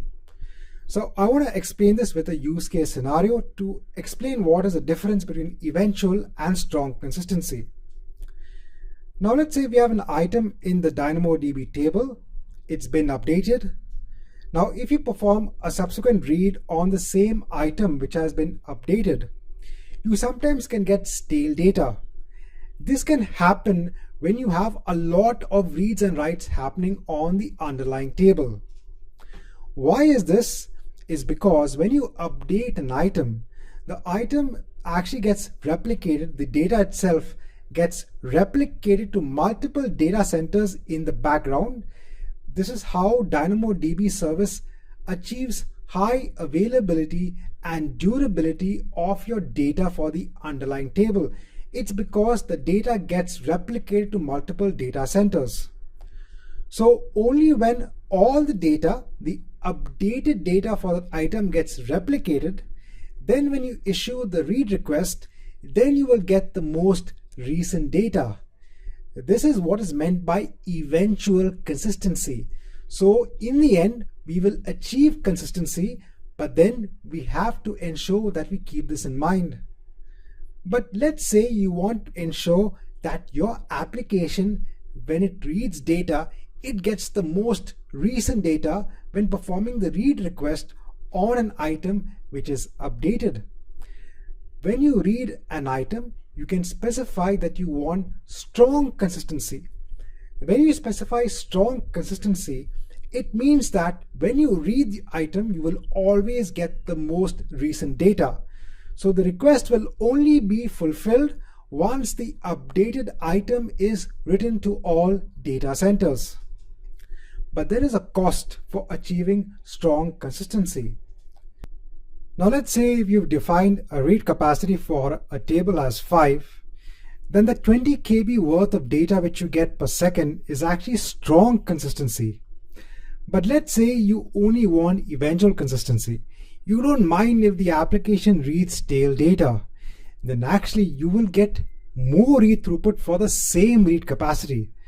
So if you have a read capacity defined as 5, you can actually multiply the 20 KB by 2, and then you'll get a total of 40 KB worth of data that can be read per second if you want eventual consistency.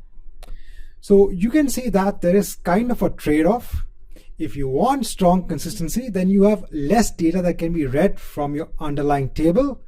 But if you want eventual consistency, you can save more by having more data read from the table per second. Again, this depends upon the design of your application. Right, so this marks the end of this chapter, in which I just want to talk about the throughput in DynamoDB. Hi and welcome back. Now I just wanted to have one small demo on how you can see how much of your throughput you are consuming. So over here I have created one courses table. This course table basically has a capacity defined as 5 and 5 for read and write capacity. Now in the items, I currently don't have any items, and I have provisioned, or I have put a partition key of enrollment ID. Now I have a .NET program which I will be using to go through an Excel sheet of rows, and I'm going to take each of those rows and basically create items in my DynamoDB table. So each item will have the enrollment ID, a course name, what is the enrollment date, and the student which has enrolled in the course. This is just a very simple example I am showing you on how you can see the throughput element for your DynamoDB table. So I'm going to go ahead and run this program. So you can see now it's actually putting the items in the DynamoDB table. So if I go on to the table itself, if I click on refresh, you can see the items being added to the table. And if I go on to metrics, so after a minute, when you look at the metrics, now if you look at the write capacity, it's showing you what is the provision one, that's 5. If I just click on it, so I can see that I'm actually going to be reaching that limit. So it shows you how much you have consumed over time. So that's why I mentioned that if the blue line goes beyond 5, there is a limit which DynamoDB service has. They have some spare capacity and they will allow you to actually throttle beyond that for a certain amount of time. But then after that, you will start getting errors. So you have to always ensure that your provision capacity is more than your consume capacity. So this was just a very quick demo just to show you how that capacity works in DynamoDB. This marks the end of this chapter. Hi and a warm welcome back. Now that we've looked at the services of the simple storage service and DynamoDB, I'm now going to start using a programming language. So I'm going to be using JavaScript and I'm going to be using the Node.js runtime to start working with the services in AWS. Now I'm just going to go over to the course itself. I want to show you where you can go ahead and download the code examples. So in all of my labs, which I'm going to show to you, the coding examples of how do you work with the AWS services from JavaScript, I've actually uploaded those code examples onto the course so that at any point in time, if you want to practice along, you can actually download the code and run it on your local system. So I've uploaded the code examples throughout this course. So at any point in time, when you want to actually, as I said, work along, you can download the resources. So let's go over to the course. I just want to show you from where you can actually download the resources. So here I'm enrolled in my course. Now, if you want to go ahead and see the resources, you can go on to the context menu over here. You'll see all the course content. And for any chapter which has resources, you will see the resource link. So for some chapters, I've added a link to the AWS documentation. I mean, whatever is necessary for you to work along with the course itself. And then I did mention that I also have these code examples. So for you to work along, like for example, for the JavaScript code, I've uploaded the code onto the course itself. It will be up to you to download the code and show that it's working on your system. Remember, these are just code examples. I leave it up to you to do the customization as required based on how you want to actually exercise your application. For you to start along, to get along, I've uploaded these code examples onto the course. Right, so let's move on with this section. Hi and welcome back. Now, similarly to how we had seen how to use the command line interface to work with S3, since we are on this section on DynamoDB, let's look at the command line interface or some of the commands which we can use to interact with our DynamoDB tables. Now, just on a quick note, why is it so important to understand what are the different API calls for the services? So as I mentioned before, that the command line interface can be used for admin level scripts or anything that can be done in an automated fashion.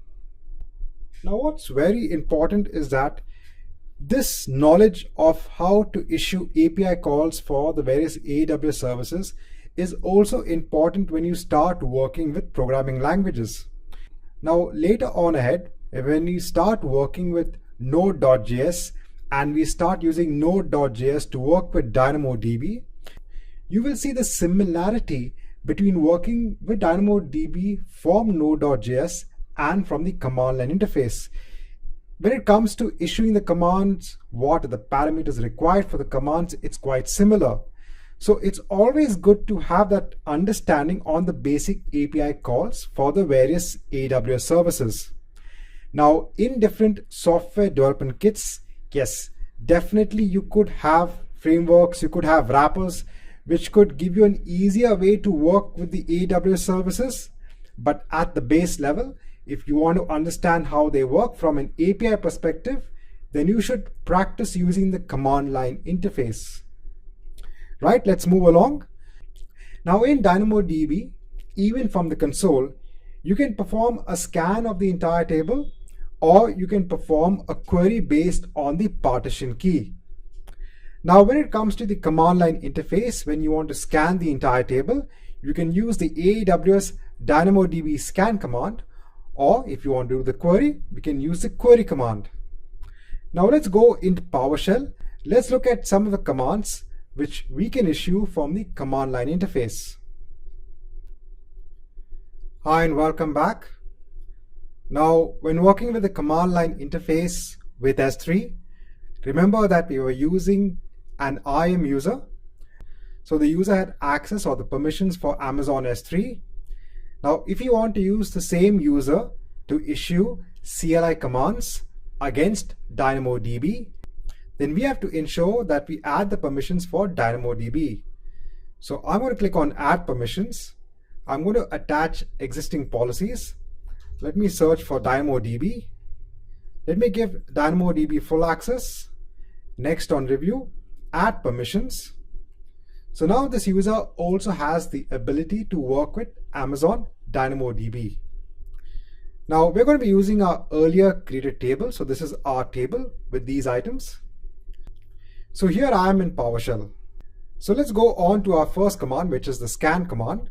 So this will be used to scan all the items and retrieve all the items from your table. Now, when you have a large number of items in your table, obviously it's not a good idea to scan the table. You should ideally perform a query operation. But just to show you how it works, here is the output of all the items in the table. Now, remember we had this discussion on eventual consistency and strong consistency. So remember, when we issue a command, by default, the read taken from the table will be a strongly consistent read. But if you only want eventual consistency, you can add this additional attribute to the command saying that I don't want a consistent read. It will give you the same output, but again, the amount of read capacity taken will be half that of the strong consistent read. Now you can also specify something known as a projection expression. So this will only return the attributes that you want from the table. So if I issue this command, I should only be getting the course name. So now I'm not getting the description for each item. Right, so that's it from a scan command. Now let's go on to query. Now when you issue the query command, so again you specify the table name. You now specify something known as the key condition expression. So when you query, you're actually querying the table based on a particular partition key. So over here, since my partition key is the course name, I want to ensure that I query the table based on a particular course name. Now over here for the course name, I'm specifying a dynamic value which will be passed at runtime, and this name will come from a parameters file. Now we can create any file. It has to be a JSON based file, and that will contain the course name I want to query on. So let me go ahead and first show you what's there in the parameters.json file. So if you look at the parameters.json file, it has the name, so that's the parameter I'm using, and then I'm specifying that it's a string value because the data type for my primary key or partition key, remember, is string, and I'm specifying that I want to query the table on the course name, which is AWS Solution Architect Associate. So now let's go back and issue this command. So now it's going to the parameters.json file. It's picking up that value. It's now querying the table, and now I'm only getting the item for which the course name is AWS Solution Architect. Now, similarly, if you want to place an item in the table, we'll use the put item command. We again specify the table name, and now for the item again itself, we are placing it in a separate item.json file. Remember, again, the name of the file can be anything as long as you specify it as a parameter in the command. We also have the option of saying please return the capacity which will be consumed by this command itself. So let me again go on and show you what's there in the item.json file. So in the item.json file, I have a new item. So I'm specifying a new course name and a description. Please note that you have to specify the exact data type as what is the data type of the attribute in the DynamoDB table. So now let's go ahead and issue the command to place the item in the table. So now it's returned back saying it's consumed one write capacity unit. If I go on to my DynamoDB table, if I click on refresh, I now have the additional item being added to my table. So as I mentioned, it's always very useful to understand these basic API level commands for the different AWS resources. Right, so for now, this marks the end of this chapter. Let's move on to the next chapter in this course. Hi and welcome back. Now, in this chapter, I just want to give a quick introduction to Node.js. Now, before the introduction of Node.js, all of the JavaScript that you would write for your web-based pages would normally run on a browser like Chrome, IE, etc. So this was the runtime environment which was available to running JavaScript code. This was the only runtime available. But developers wanted some way to run JavaScript without the need of the browser. There was a need to run JavaScript code as a standalone application. Enter Node.js. So Node.js allowed developers to run JavaScript as a standalone application. So Node.js is a JavaScript runtime environment. So remember, it's not a programming language.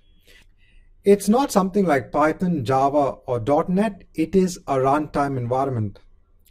So this allows you to create your own server-side scripts and run it on Node.js. The Node.js runtime can run on a variety of platforms, which includes Windows, Mac OS, and Linux. So in this course, we are going to be using Node.js as our runtime environment for JavaScript. It's a very popular runtime engine that's used for a lot of server-based applications, and hence I decided on showcasing how we can use Node.js in this course when working with services in AWS. Right, so this is just a very quick introduction as to Node.js. Let's now go into the next chapter in this course. Hi and welcome back. Now in this chapter, I want to talk about how do you start using Node.js along with the AWS SDK. So obviously, to start working with Node.js as the runtime environment, ensure that you go on to the Node.js site and install Node.js depending upon the OS you're working with. You also need an integrated development environment. While this is not necessary, it just makes development much easier. So I'm going to be using Visual Studio Code. This is a free tool that's available. So again, you can download it and start working or building applications using JavaScript and then run it using Node.js.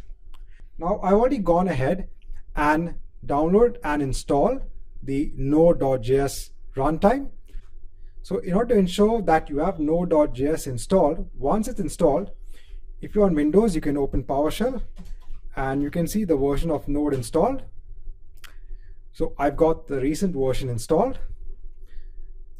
Since Node is working on my system, I go on to the next step. So I've also installed Visual Studio Code. Now I'm going to open a new folder. So I have a folder in which I'm going to be storing my local code, which will be run using Node.js. So that's the demo app folder. Currently, I don't have any files in this folder. So what I'll do first is let me add a new file. So I'll just call this server.js. So we'll use this JavaScript file to interact with our AWS services. But before that, we have to ensure that we first install the SDK to work with AWS. Now, in order to install the necessary modules for the AWS SDK to work with Node.js, we need to use the Node Package Manager.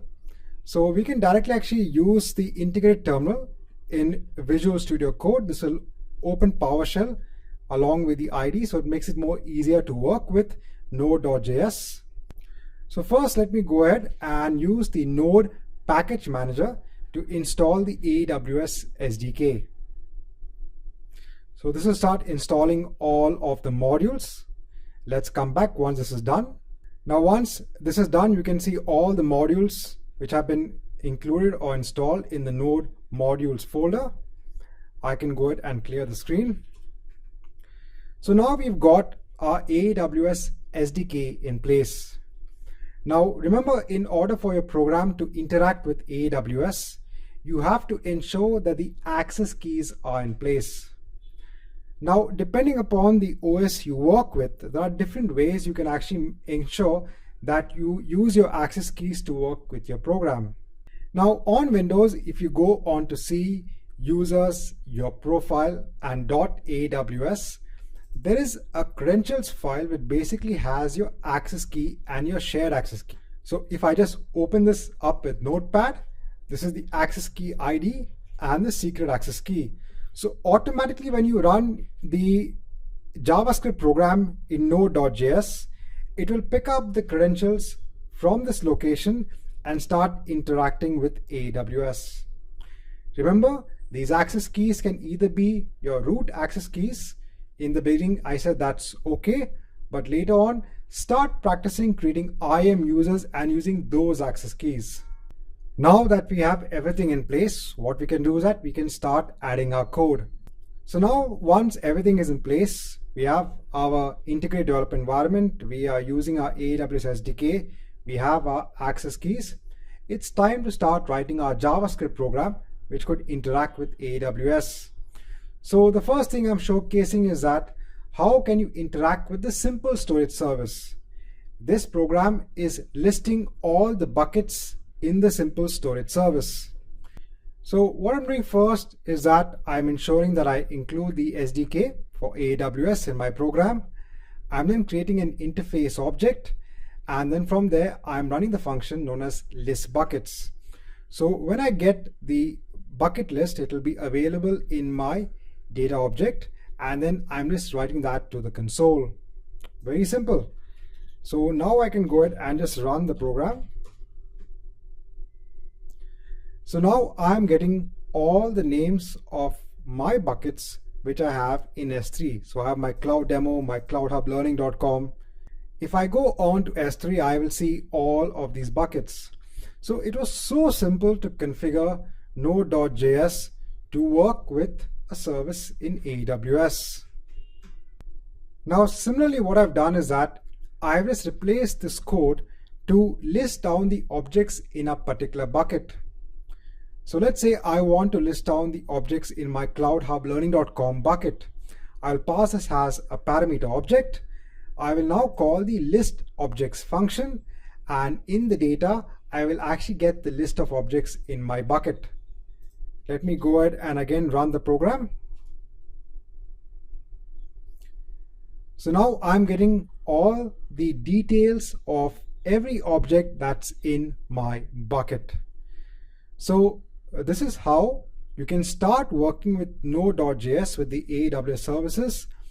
It's good to work locally first with the AWS service, and then later on you can actually port this onto AWS Lambda, which is a serverless compute service. You're going to see this in a later on section, but this was just to show you how you could use Node.js to start working with your data in S3. Hi and welcome back. Now in an earlier chapter, we had seen how we could use Node.js to work with the simple storage service. Now let's look at some simple code in which we can use Node.js, or basically JavaScript, to get an item from a DynamoDB table or place a new item in a DynamoDB table.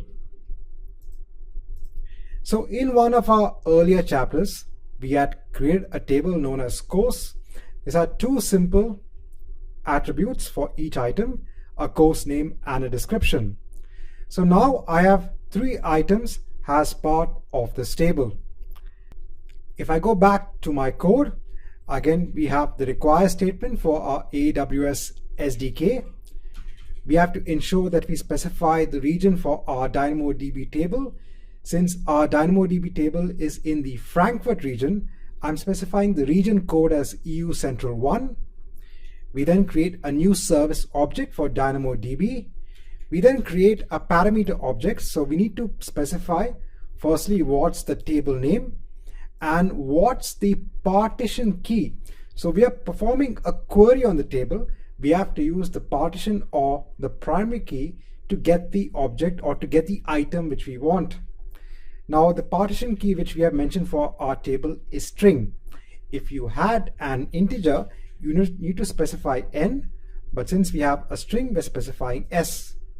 And then what's the value? So what's the partition key? So I want to get the data, the item in which the partition key is AWS Solution Architect. And then I issue the get item function. and I will get the item in my data object. So let's go ahead and run our code. So I'm getting the item which has the course name and the description. If I change the course name, so let's say I want to get the description for this item, AWS Developer Associate. So let me just change it, save it, and then run it. And now I'm getting that item. So it's so easy to use JavaScript to start getting items from the DynamoDB table. So similarly, in order to get an item, we can also place an item in the table. I've gone ahead and modified the code.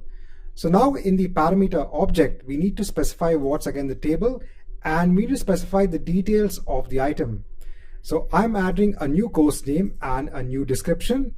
And then I'm now using the put item function to place the item in the table. So let's now go ahead and run this code. Let me just save it. So I've got a success. If I go over to DynamoDB, let me click on refresh, and now I've got my additional row. Again, very simple to use JavaScript and to use the Node.js runtime to start adding items to your DynamoDB table. Right, so for now, this marks the end of this chapter. Hi and welcome to this section in which we are now going to see how we can use Python to work with the various AWS services, mainly the simple storage service and with DynamoDB. So we've already seen how we could use Node.js. Since Python is another popular language used among the development community, I thought let's also showcase how you can use Python with the AWS services. Now in Python, the libraries available, you can use either low-level API calls or the object-level API calls. Now if you look at the client library, which is a low-level API calls, this has a one-to-one mapping between the API call and the service. You also have the resource library, so you can use any one. The resource library is an object-oriented abstraction layer on top of the low-level API. So to get the best of both worlds, I'm going to show you how you can use the resource library, that's the object-oriented abstraction layer, when working with the simple storage service, and when working with DynamoDB, we'll use the client library. Now, one key thing to note that in order to use AWS services in Python, you have to install the Boto 3 SDK. So this is the most current and recent version. You can carry out a very simple installation of this SDK. So now let's go over to the code which we are going to be using to work with the simple storage service. So here I am again in Visual Studio Code. I already have the Boto 3 SDK installed. So I did a pip install the Boto 3 SDK, and that was it. Now, when working again with AWS, when looking at the credentials, again, if you're working on a Windows system, the philosophy is the same. It's going to pick up the credentials in C, users, developer. So your profile basically in the .aws folder. And if you look at the credentials, so it's going to pick up the access key ID and the secret access key from the credentials file. So here we are in the code. So first I'm importing the Boto 3 SDK, and I said I'm going to be using now the resource level APIs. So again, I create an object out of the resource for S3, and then I go into the buckets, the all function, and then from there I'm printing the bucket name, so the property, the name property. So let me go ahead and run this in the terminal. Pretty simple. So I'm getting the list of all the buckets in S3. If I go on to S3, these are all my bucket names. And these are the same which are being reflected over here. I can also go ahead and read a particular object in a particular bucket. So here I'm printing all the objects, basically the key values, the file names, in a bucket called demo 3456. Again, let me run this in the terminal. So I got two files in this bucket. So if I go on to demo 3, 4, 5, 6, so I got these two files. Then I can also get a particular file. So I can download the file. So in 3, 4, 5, 6, I will use the object and get a file known as demo.html. I will use a function download_file and then download that complete demo.html file. Let me go ahead and run this again in the terminal. You will now see on the left hand side the demo.html file has been downloaded from the S3 bucket. Very simple. Now in the upload file, again the same thing. So I want to upload a sample.html file. So let me go ahead and create a new sample.html file.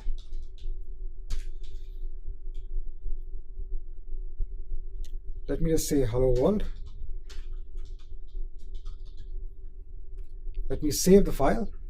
So I'm just ensuring that the file is not there in the S3 bucket. Let me go back to the upload file. Again, this time I'm using the upload_file function. Let me go ahead and run the Python file in the terminal. Let me go to my bucket. Let me click on refresh. And I can see my sample.html file. So simple. So this is how you can use the Python code to work with the simple storage service. Hi and welcome back.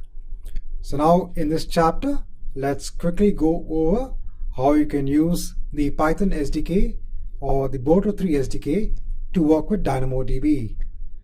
So in the Frankfurt region, I have a table known as course in which I have 3 items. The items have the attributes of ID and name. Now for DynamoDB, I'm using the client level library, so the low level API. So this is different from the resource level API which we used with S3.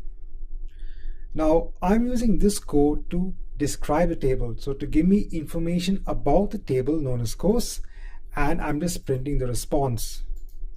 So let me right click and run the file in the terminal. So here I'm getting all the information about the table. I'm getting the attribute definitions. I'm getting what is the attribute or the attribute which is the partition key, so the hash key. I'm getting what is the read and write capacity for the table itself. Now in getItem, since this is the low level API, now what I'm doing is that I'm actually formulating the item itself. So I'm saying that I want to get the item wherein the hash key, the ID, is a number. So now I'm mentioning that I want to get the ID wherein the value is equal to 1. That's the item I want to retrieve. So in the getItem function, I'm specifying the table name and I'm specifying the key. Now the key I'm mentioning has an object. So I'm mentioning it that it's a number because in the table itself, the ID, so if you look at the attribute name, ID, the type is number. So this is very important. So I'm using the getItem function to get the item. Now I can print the entire item, or using the dictionary way, I can actually just print out what is the name of the course in which the value of ID is 1. So let me go ahead and run this in the terminal. Right, so here I'm getting the entire item, and if we just want to get what's the string, so what's the attribute of the name, you can use this dictionary object. So I'm getting AWS Solution Architect. Similarly, very easily for the put item, again I'm formulating a new item ID and what is the item name, and then I'm formulating the object over here. This time I'm putting the put_item. So let me go ahead and run this in the terminal. Now let me go to DynamoDB. If I click on refresh, I can see 4 items and my item has been added to the table. So easy. So these are the basics when working with DynamoDB from Python code. Hi and a warm welcome back.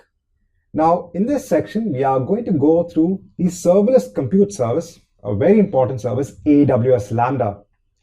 Again, in AWS Lambda, we're going to be using Node.js as the underlying runtime environment to run our JavaScript code. I'm going to show you the basics of working with AWS Lambda.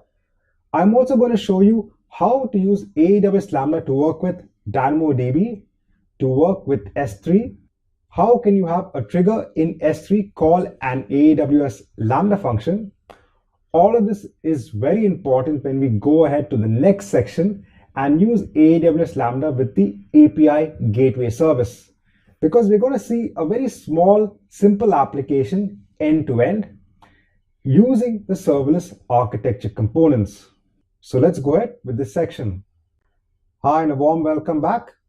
Now in this section, we are going to go through the serverless compute service, a very important service, AWS Lambda.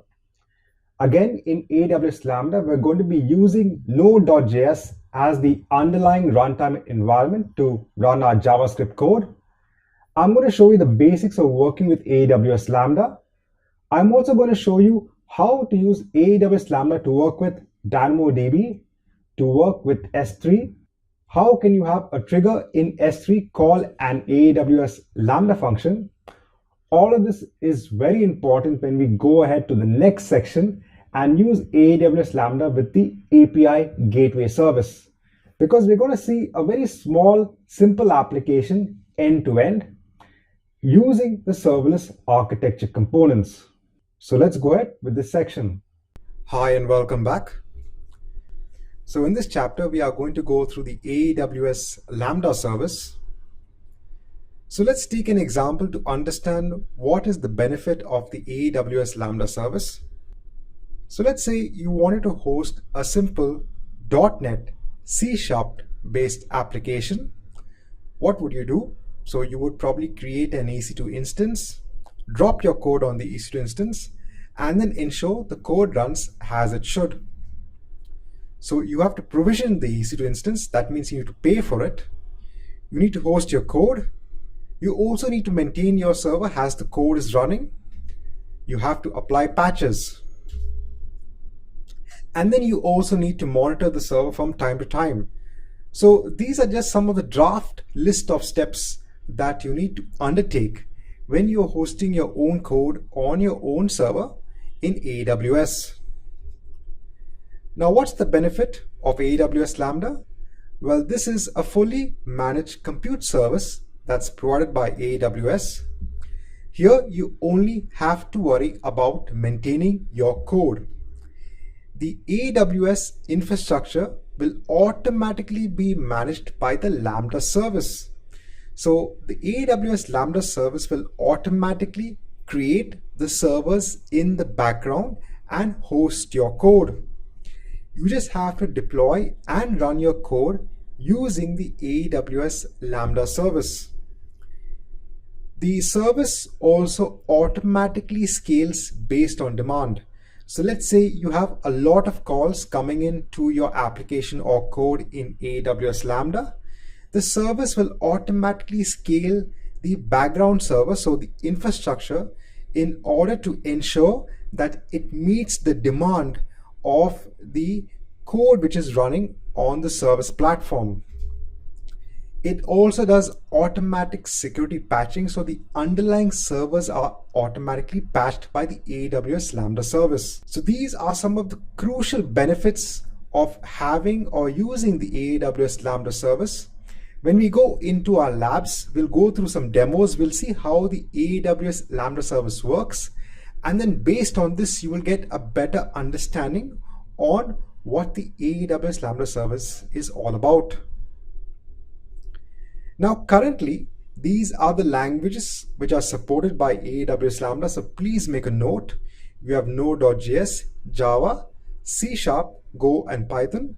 So if you have other programming languages, this currently can't be hosted on the AWS Lambda service. But then AWS always tries to ensure that it brings in new language platforms to be compatible with AWS Lambda. So keep a lookout on the AWS Lambda documentation page for changes and new languages being added. At the time of recording this video, these are the languages which are currently supported. Now, some of the most popular use cases where you could use AWS Lambda. Well, first is obviously running of admin scripts. So if you don't want to run some scripts, on EC2 instances, these are just admin level scripts. You could run them using AWS Lambda. You could invoke the Lambda function at any point in time. You could also respond to events. So let's say you have an event wherein an object is being placed in an S3 bucket. That could trigger a Lambda function. Or let's say in security purposes, this is used a lot. So let's say you're doing a security check of your EC2 instances in your environment. Let's say you find an EC2 instance which has been compromised. You can use the Lambda script to terminate the instance or even stop the instance. And also, one of the most popular things about AWS Lambda is the integration with the API Gateway service. When you go into the section on the API Gateway service, we will also look at the integration of AWS Lambda with the API Gateway service.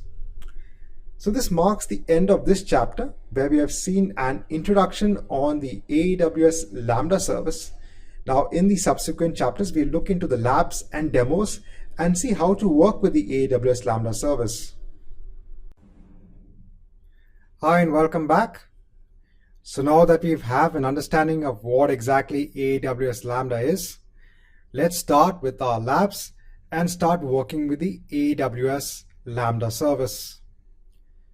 So go on to the compute section and go on to Lambda.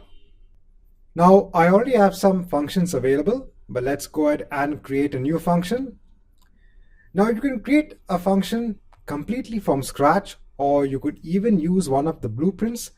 So these templates contain boilerplate code that help you work with the various AWS services from AWS Lambda. But since we are starting from scratch, let's author a function from scratch. Let's give a name for the function. So I'm going to give a name of the function as course.demo. Now in the runtime, so these are the different languages which are supported by AWS Lambda.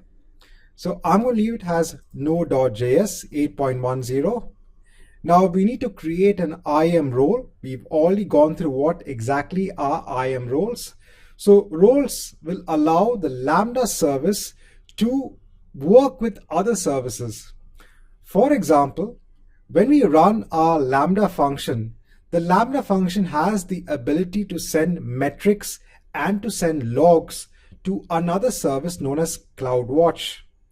Now, from a security perspective, in order to ensure that Lambda can send its metrics, can send its logs to the CloudWatch service, we need to create a role which has the required permissions for Lambda to work with the CloudWatch service. Now we could either choose an existing role, or we can ask the Lambda service to create a role for us. So if you are new, this would be the easy way out. Automatically, the Lambda service will create a role which will have permissions for CloudWatch.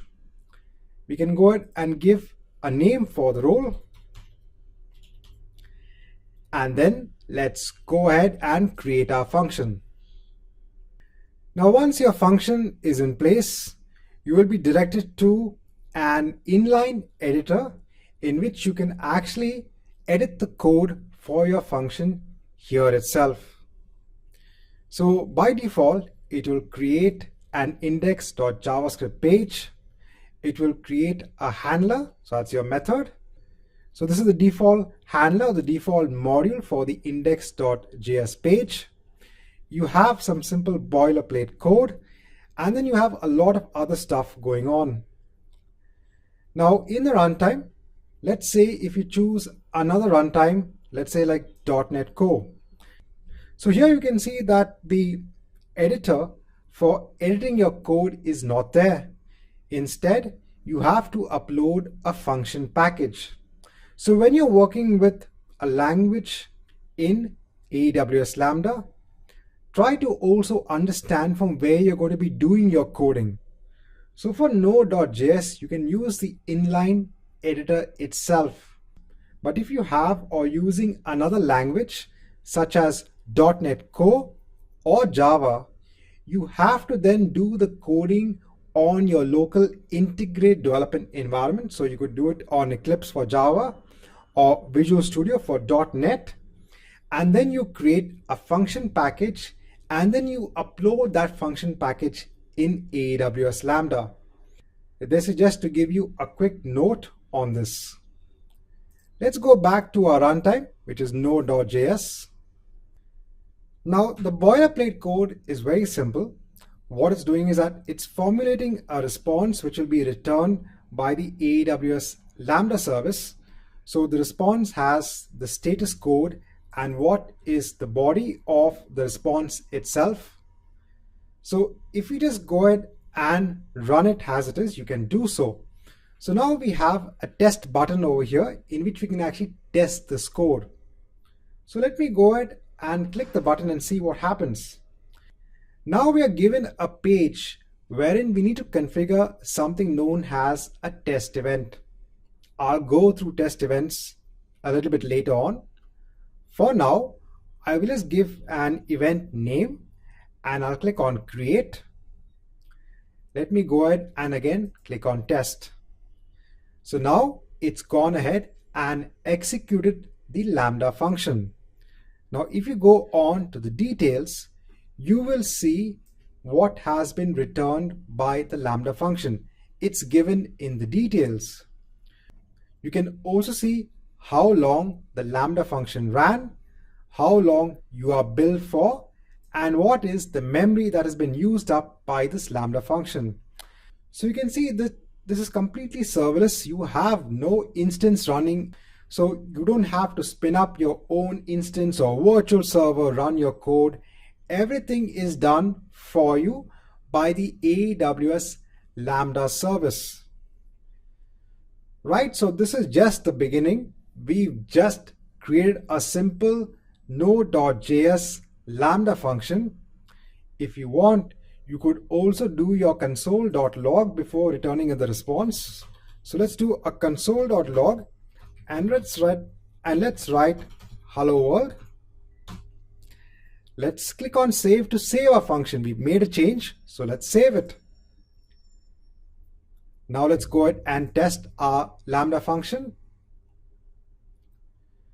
Right, so we've got the same message over here. This is the response returned by the Lambda function. But then if we go down, if you go on to log output, you can now see hello world. So we can see that in addition to returning a response from the Lambda function, we can also return log statements. This is very useful when you want to debug your Lambda function. So let's say you're building a large Lambda function, it's not working for some reason. You want to try and understand or debug or see what's wrong. You can actually write different log statements in your code and then see where it's gone wrong. Right, so we've just started with using AWS Lambda. This marks the end of this chapter. Let's move on to the next chapter in this course. Hi and welcome back. Now, before we actually move on forward, I just want to bring about some more points on AWS Lambda. Now, we've already seen the basic working of an AWS Lambda function. In the code editor, remember that we had specified what is the name of the handler and the handler function. Well, this is the first function that gets called by the Lambda service. So when you specify what should be the handler function to be executed, this would be the first function I said that gets called by the AWS Lambda service. And then from this function itself, you could invoke other functions. It's not necessary that you only get limited to this function code. You can call other AWS Lambda functions from this function itself. Now, some more things to note about AWS Lambda. You should always think about designing your stateless based applications in AWS Lambda. So a Lambda function has, remember, limited access to storage, to other processes, because the underlying infrastructure, remember, is managed by AWS. So yes, the advantage is that you don't have to maintain the underlying infrastructure, but also remember the limitation at the same time. It's not like an underlying virtual server where you have access to all the processes, where you have, access to the storage. Remember these limitations when you're working with a managed service in AWS. But if you want to persist data, you can do so by storing it in a data store such as AWS Relational Database Service, DynamoDB, or maybe S3. Now, when you want to access other resources from your Lambda function, so let's say your Lambda function needs to access DynamoDB, then you need to ensure that the IAM role, which is assigned to your Lambda function, has the necessary permissions to interact with the other service. Now, I have a separate chapter explaining IAM roles, and also when we look at Lambda functions working with S3 and with DynamoDB, we are going to make the modifications to this IAM role.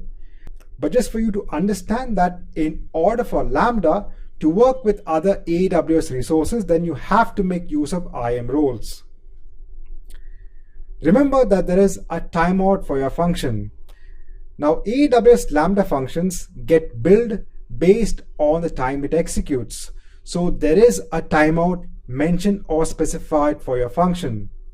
By default, it's 3 seconds. So if your Lambda function needs more time to execute, remember to change this timeout accordingly. Another key note, the maximum allowable time for a function to execute is 300 seconds. Also, remember there is memory assigned to your Lambda function. So maybe if you require more memory, let's say you're using Java as your underlying programming language and using that in AWS Lambda, then you can change the memory accordingly. There is again a maximum cap on the amount of memory that can be assigned to a Lambda function. Now please note that these values can change during the course of time as AWS keeps on making changes to their AWS services. These can change at this point in time. This is what is mentioned in the documentation. Right, so this is just to give you some more points on AWS Lambda. This marks the end of this chapter. Let's move on to the next chapter in this course. Hi and welcome back. In this chapter, we are going to look at IAM roles. Now, IAM roles is nothing but a set of permissions. These permissions include what AWS services and actions are allowed. So roles can be assigned to users, a web server such as an EC2 instance, or external users. Now, roles are a more secure way of accessing resources. And when you use AWS, more often than not, you will actually start working with roles. This is better than using AWS access keys. We're going to look at some use case scenarios. But before that, let me first explain to you what goes into creating a role. So when you create a role, the first thing you need to do is that you need to choose what will be the source of this role. So who is going to assume this role? So it could be an AWS service such as an EC2 instance. It could be another AWS account.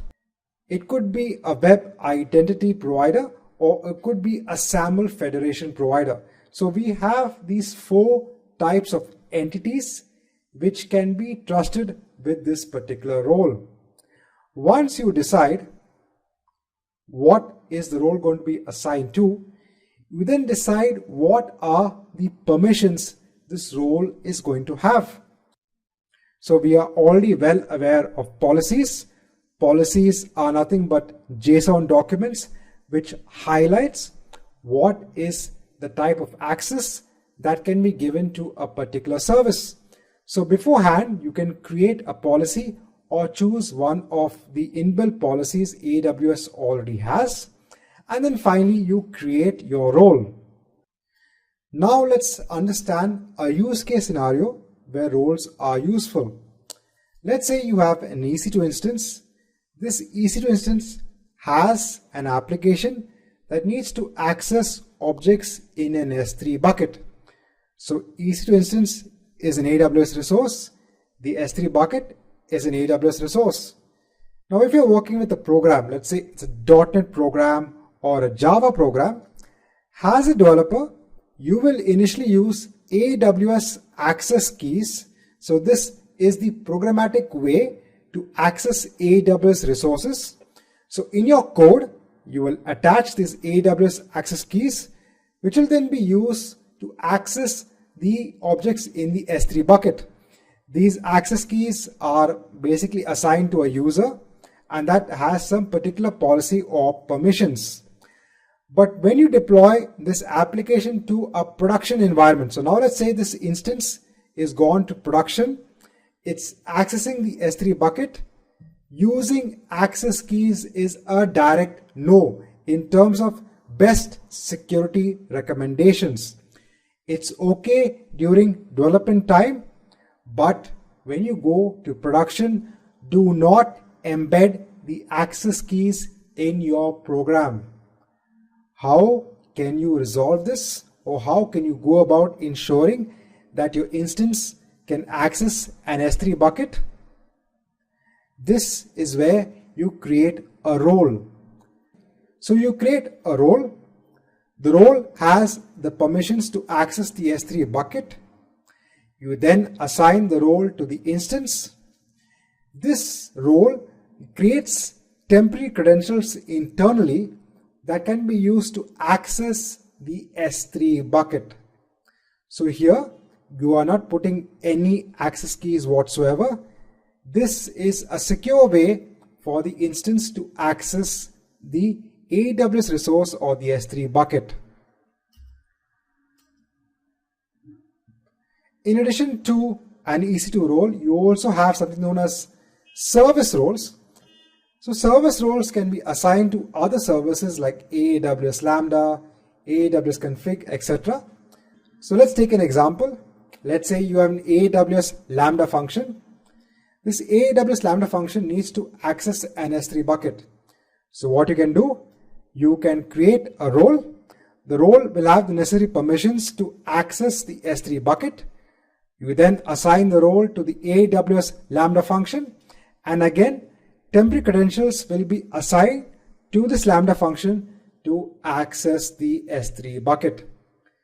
This is the entire benefit of using roles, which is a secure way for one service to access another instead of embedding access keys. So in the next chapter, we will look at a demo on how we can use roles. For now, this marks the end of this chapter. Let's move on to the next chapter in this course. Hi and welcome back.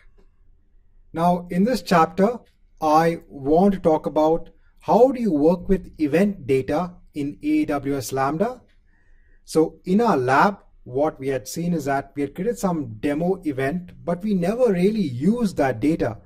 We just ran our Lambda function, which was simple console.log and with a default response.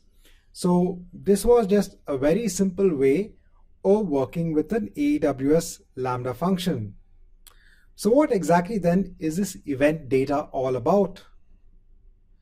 So let me give you a scenario as to why you would want to work with event data.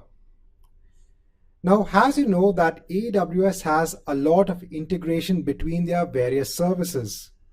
You can also have an integration between the simple storage service and a Lambda function.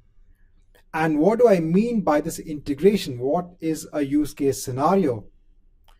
So let's say you have an object which is uploaded to a bucket. What you can do is that you can configure that bucket in the simple storage service to actually trigger an event whenever an object is uploaded to the bucket. And that event trigger will actually go on to or trigger an AWS Lambda function. This is the entire use case of automation automation is such a big deal in today's industry. So you could have a trigger in the simple storage service which would automatically invoke the Lambda function. So in such a case, when another service invokes a Lambda function, it has the ability to send data about the event itself. And that event is made available in the event object in the AWS Lambda function. And then we can process that event object accordingly. So again, what does this have to do with that event data when we tested our Lambda function? Well, we can actually create test events with some dummy event data to see how our Lambda function would actually respond when we make it work with the actual data being sent.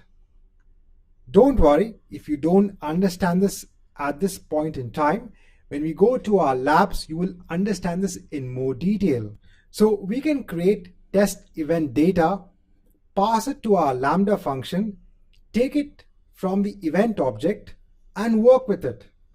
And when an actual service triggers our Lambda function with the actual data, then the Lambda function would access and process that data accordingly. Now, obviously for that, we have to understand what is the type of event data that's sent by the source service. I said we'll try to understand this with the help of the labs. So now let's first go ahead and see how we can work with test event data in the Lambda function that we've just created. So here we are back in our Lambda function. We have our simple hello from Lambda. Now let's go on to our test event. So we've already configured one test event. If we want to change this test event, we can go on to configure. So our test event consists of JSON based data. So all the event data which gets sent onto your Lambda function will be in JSON format. Now currently there are some key value pairs, but if you want, we can actually change the data itself which gets passed on to our Lambda function. So I'm going to do that right now.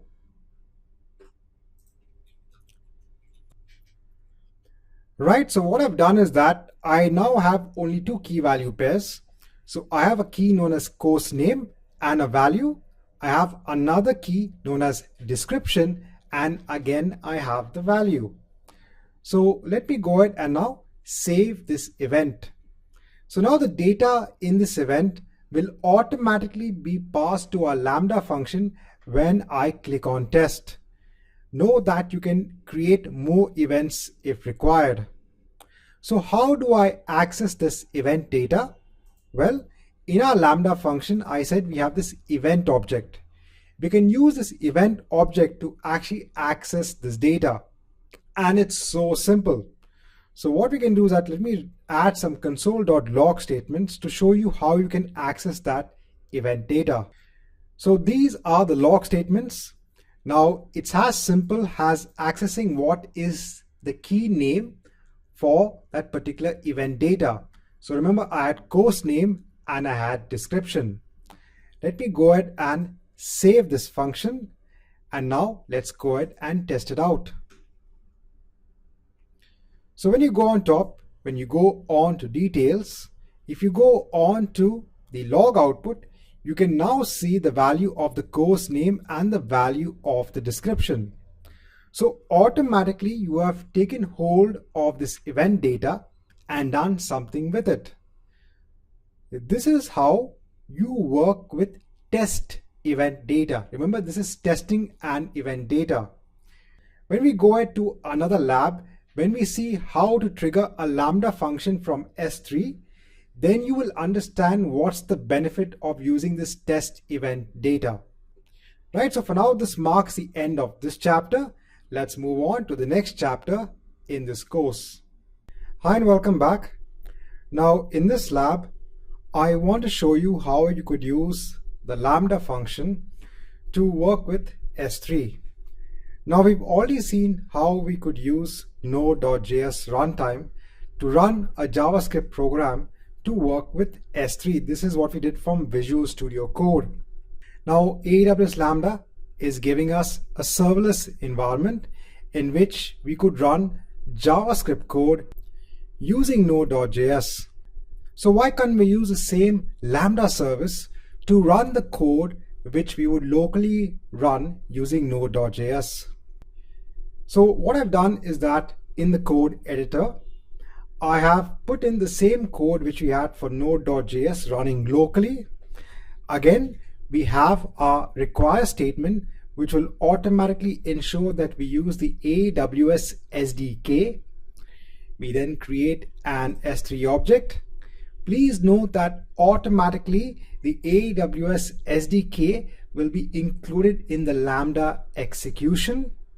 And then I'm going to list down the buckets and write it to the console.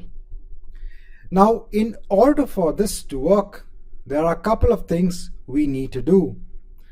First and foremost, we need to understand and ensure that we have set the timeout for this function. Currently, the timeout is only 3 seconds. Now, when you're running very simple code, 3 seconds is more than enough. But when we're running more complicated code that requires more amount of time to run, then we have to increase the timeout. So I'm just going to increase it to 2 minutes extra.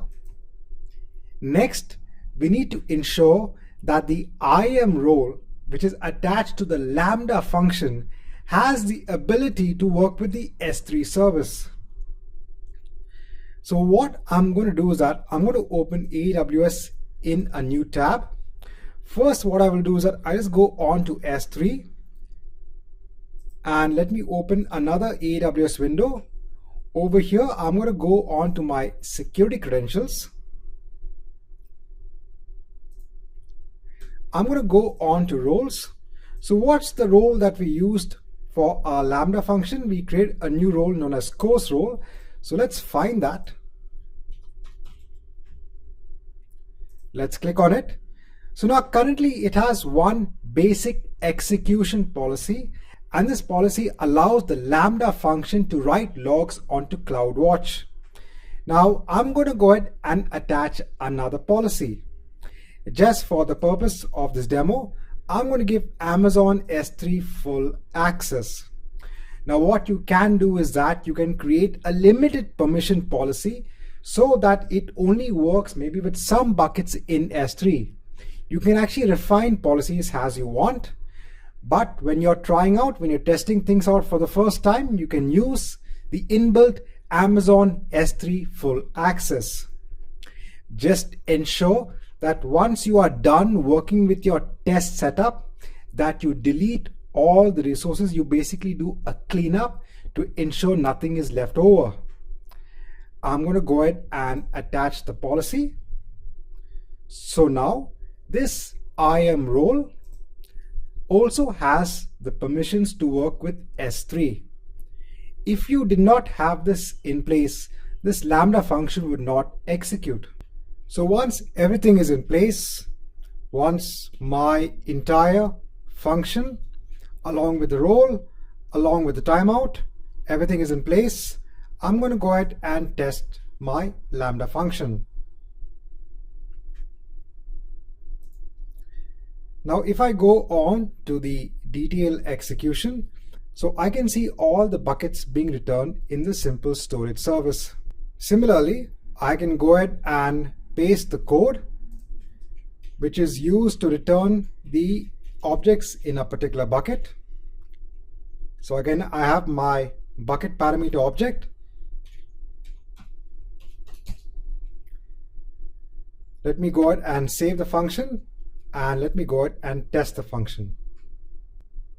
Right, again, I get all the objects in that particular bucket. Right, so this is how we can use AWS Lambda to work with a simple storage service. For now, this marks the end of this chapter. Let's move on to the next chapter in this course. Hi and welcome back. Now in this chapter, I want to go through the monitoring aspect which is available in AWS Lambda. So for your service itself or for your function itself, there is a separate monitoring tab. So here you get metrics which is coming from a service known as CloudWatch. Now CloudWatch is the monitoring and logging service which is available in AWS. So here you can see different stats about your function. You can see the invocations, you can see the errors, you can see the duration for your calls. So this is a good place to see the different metrics for your Lambda function. At the same time, if you want to see all the logs for your Lambda function for each invocation, so remember that when you execute a Lambda function in this dashboard, in the details, you will get the result of the last invocation. But let's say the Lambda function is not being invoked from this dashboard. Let's say it's being invoked. Let's say it's being invoked from another service such as the API Gateway service or maybe S3. Then how can you see the logs? For that, you have to go on to the monitoring section and you can view the logs in CloudWatch. This will open the CloudWatch section of AWS. This is how the main dashboard looks like. I have a lot going on because I have a lot of services that I use along with CloudWatch. But if you want to see all the logs for your Lambda function, you can go on to the logs section. There will be a separate log group created for every Lambda function. So the Lambda function which we are working with is called course demo. So let's go into that. And then you have different streams. So if you go on to a particular stream, you will actually see what are the log details about the different invocations for your Lambda function. So the logs is a good place to see and debug how your Lambda function is behaving. So if you have any issues with the Lambda function, you can add logging statements and then you can go on to CloudWatch logs and look at the different points in your program for the logging statements and see where you're going wrong. When I'm doing debugging, I normally use the log statement and I normally use CloudWatch logs to see where I'm going wrong. This is a very useful service. Right, so this is from a monitoring aspect when it comes to AWS Lambda. For now, this marks the end of this chapter. Hi and welcome back. Now in this lab, I want to show you how you could use the triggers which are available for various services to invoke AWS Lambda. So all of this time we've been actually invoking AWS Lambda from the inline editor or from this particular dashboard. But what we can do is that we can invoke AWS Lambda from code. We could invoke AWS Lambda from various other services. So let's look at the trigger aspect. Let's see the use case wherein if we upload an object onto a bucket in S3, then it should invoke our Lambda function, and I want to see what is the name of the file which has been uploaded to the bucket in S3. Right, so in the S3 management console, let's take an example of the cloudhublearning.com bucket. Now if you go on to properties, there is something known as events. Now if you click on the events, we can add a notification. So here there are different events available in S3. So let's say that we want to ensure that when somebody puts an object in my S3 bucket, then I want to send a notification to my Lambda function. Let me give a name for the event. If you want, you can also add a prefix. So you can say that only if an object has been uploaded to this particular folder in my bucket, then trigger this event. Or if you only want certain type of files with certain extensions to trigger this Lambda function, you can do that as well. Now once you say send it to a Lambda function, we then have the different Lambda functions defined in that region. So the name of our Lambda function is course demo. Let me choose that and let me click on save. Right, so now we have an event which is linking our S3 bucket onto our Lambda function. Now if you go to our Lambda function, what I've done is that I've written some code in which I will give what is the name of the bucket to which we have uploaded the object and what is the name of the key. So remember, the key is the name of the object itself. So if I want to get the name of the file uploaded onto my S3 bucket, then I can access the property of key. Again, remember, all of this is available as a record in our event object. So I said everything gets passed to our event object. So if you want to get what are the details of the event, we will go to the event object. Now obviously if I click test over here, it's not going to work. Remember, it has to be now invoked from the S3 service. So I'm going to go on to the S3 management console. I'm going to go ahead and upload a new file onto this particular bucket. So I'm uploading a simple file known as questions.txt. Let me click on upload. Right, so now we've got our file uploaded. Now ideally in the backend, it should have triggered our Lambda function. Now how are we going to see the result? Remember, we can only see the result in this dashboard if we click on the test button. The answer to this is to go on to CloudWatch logs. So we can go on to the monitoring section. Let's view the logs in CloudWatch. So now we should go on to the CloudWatch service.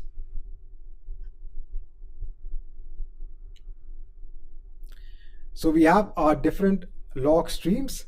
Let's go on to our last log stream, and now you can see the result. So you can see the bucket name and you can see the name of the file. So here you've seen how you could use the trigger from the S3 service to invoke a Lambda function. By the way, a lot of services have this trigger facility.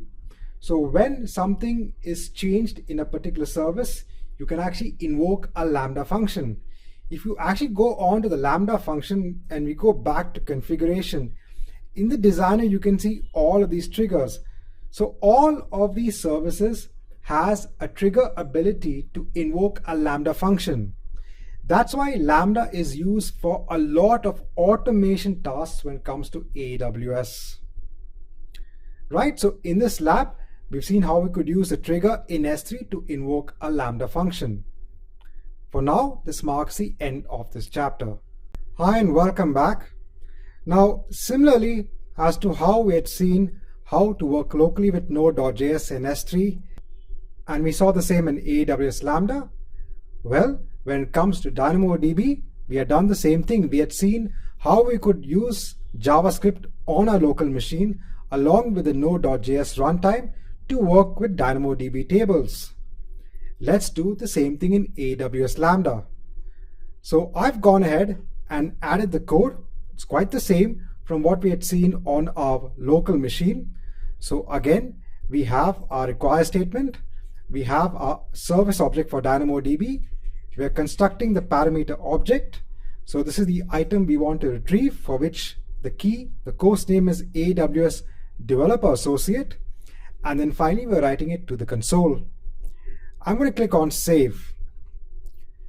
Now, I hope from the chapter in which we had seen how to work with S3, what are the important prerequisites that need to be in place in order for this function to run. So remember last time around, in addition to changing the code, what did we do? We did two other things.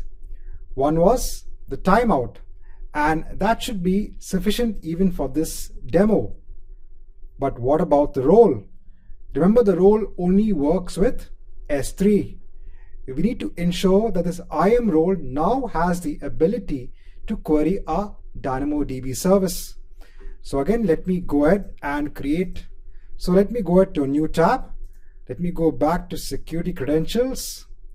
Let's go back to our roles.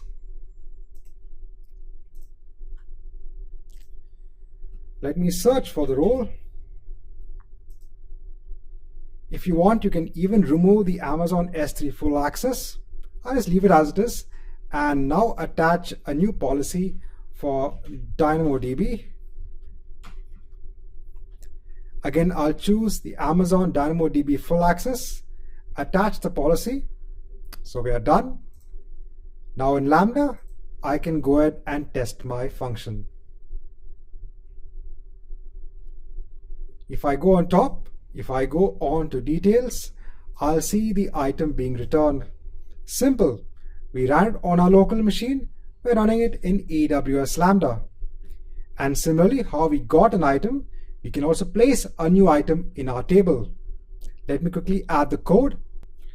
Right, so what I've done is that I've replaced the code. Again, I'm creating or constructing the parameter object in which I have the course name and the description. And now I'm using the put item function. Let me go ahead and test this code. So it's done. I've got a success. Let me go over to DynamoDB. Let me click on refresh. And now I have my additional item being placed on the table. Again, you can see how easy it is to port your existing code which you have done on your local machine running in Node.js, and now you're running it in AWS Lambda. Right, so for now, this marks the end of this chapter. Hi and welcome back. Now in this chapter, let's see how we could use AWS Lambda along with Python. Now most of how Lambda works remains the same because in the end, it's just a service. All you are doing is just adding the code to the Lambda function. So let's go over to AWS Lambda. Let's create a new function. I'll author it from scratch. Let me give a name for the function. This time, let me choose Python 3.6. Let me create a new role from a template. Let me name this as Python role. Let me go ahead and create the function. Now, once the function is in place, you'll get this default code. Let me just replace this with the code I already have. So this code is now using the resource level API. I'm getting again a handle to the bucket and I'm printing all the objects in the bucket. Now, similar to how you're using console.log in Node.js, and that goes over to the log, when you use a print in Python, that will go to the console as well. So all of this will be written to the logs in CloudWatch. Another key thing is that the Boto3 client is already embedded in the Lambda service. So similarly in Node.js, the AWS SDK is already embedded in the Lambda function. The same thing goes for the Boto3 SDK. So you don't have to, upload the code file along with the libraries for Python in order for it to work with AWS Lambda. So let me go ahead and save this function. Let me also go ahead and ensure, again, all the same things. The timeout, we increase the timeout. Let me also open AWS in a new tab. Let's go over to security credentials. So the same thing, I said Lambda remains the same, the way it works. We have to go on the Python role.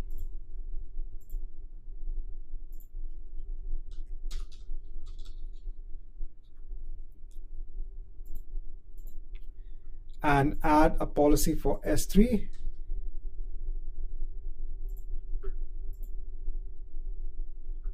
Right, so that's done. Let's go to Lambda and let's test it out.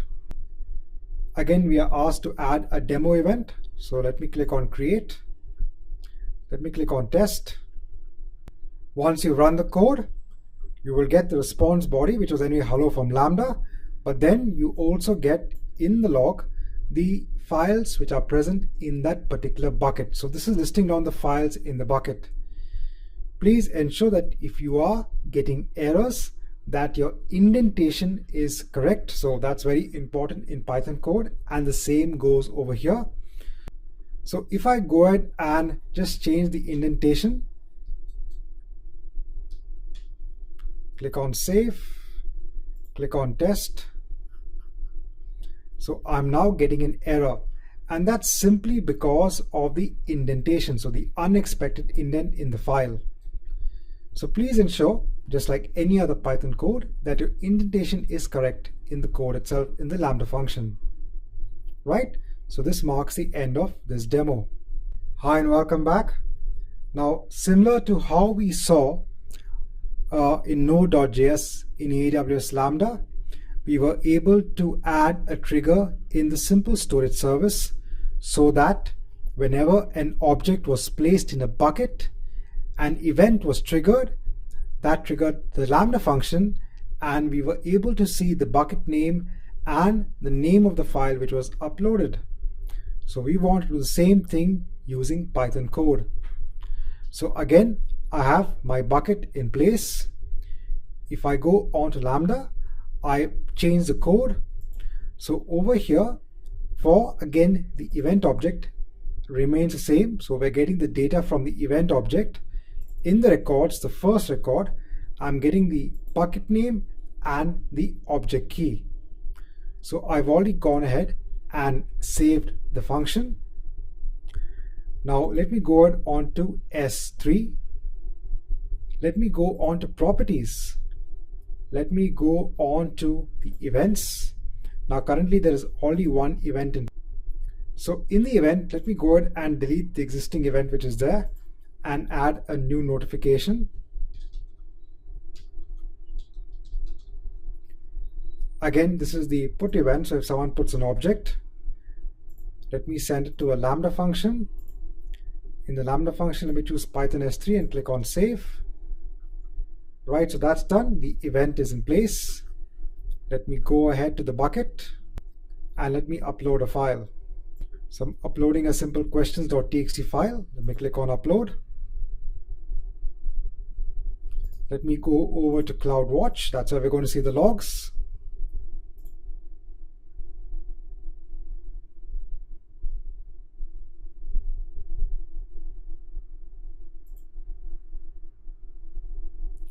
So let's go over to Python S3. Let's go over to the most recent one. And here we can see the name of the bucket and the name of the file. So it's working as it should. Right? So this marks the end of this chapter, in which we have also seen how we can use Python code to work with the S3 events. Hi and welcome back. So now in this chapter, let's quickly go over how you can use the Python SDK or the Boto 3 SDK to work with DynamoDB. So in the Frankfurt region, I have a table known as course in which I have 3 items. The items have the attributes of ID and name. Now for DynamoDB, I'm using the client level library, so the low level API. So this is different from the resource level API which we used with S3. Now I'm using this code to describe the table, so to give me information about the table known as course, and I'm just printing the response. So let me right click and run the file in the terminal. So here I'm getting all the information about the table. I'm getting the attribute definitions. I'm getting what is the attribute, or the attribute which is the partition key, so the hash key. I'm getting what is the read and write capacity for the table itself. Now in getItem, since this is the low level API, now what I'm doing is that I'm actually formulating the item itself. So I'm saying that I want to get the item wherein the hash key, the ID, is a number. So now I'm mentioning that I want to get the ID wherein the value is equal to 1. That's the item I want to retrieve. So in the get item function, I'm specifying the table name and I'm specifying the key. Now the key I'm mentioning has an object, so I'm mentioning it that it's a number because in the table itself, the ID, so if you look at the attribute name ID, the type is number. So this is very important. So I'm using the get item function to get the item. Now I can print the entire item, or using the dictionary way, I can actually just print out what is the name of the course in which the value of ID is 1. So let me go ahead and run this in the terminal. Right, so here I'm getting the entire item, and if you just want to get what's the string, so what's the attribute of the name, you can use this dictionary object. So I'm getting AWS Solution Architect. Similarly, very easily for the put item, again I'm formulating a new item ID and what is the item name, and then I'm formulating the object over here. This time I'm putting the put underscore item. So let me go ahead and run this in the terminal. Now let me go to DynamoDB. If I click on refresh, I can see 4 items and my item has been added to the table. So easy. So these are the basics when working with DynamoDB from Python code. Hi and a warm welcome back. So now in the earlier section, we had seen how we could use a serverless compute service to work with S3 to work with DynamoDB. Now, in order to complete the landscape to working with web applications, we now would look at the API gateway. So in this section, we're going to see how we can create an API, how we can integrate with AWS Lambda, and how we can actually build an end-to-end application, a very simple application, using the serverless components. So let's go ahead with the remainder of this section. Hi and welcome back. Now in this chapter, I want to talk about the API gateway service. So now before we go on to the API gateway service, just to make students understand as to why we would want to have an API gateway service, let's consider the following example. So let's say you had data that you want to make available to users. Now what you can do is that you can develop an application that can be used to retrieve and store the data. So for example, if you had an order information system wherein you allowed customers to view the orders that they make on a website, you could have the application talking to your data so that users can not only retrieve the information, but you could also allow users to place orders, to put information. So now we come to the concept of the application programming interface, wherein in order to make it easier for users to access data, instead of making a complete application, what they would do is that they can now make modules which interact with that data, and then users can actually interact with these models individually. Now what's the advantage is that the calls to these functions or modules can also be made via the browser via HTTP. So instead of you going to an application to actually interact with the data, you can make simple calls via the browser to get the information that is required.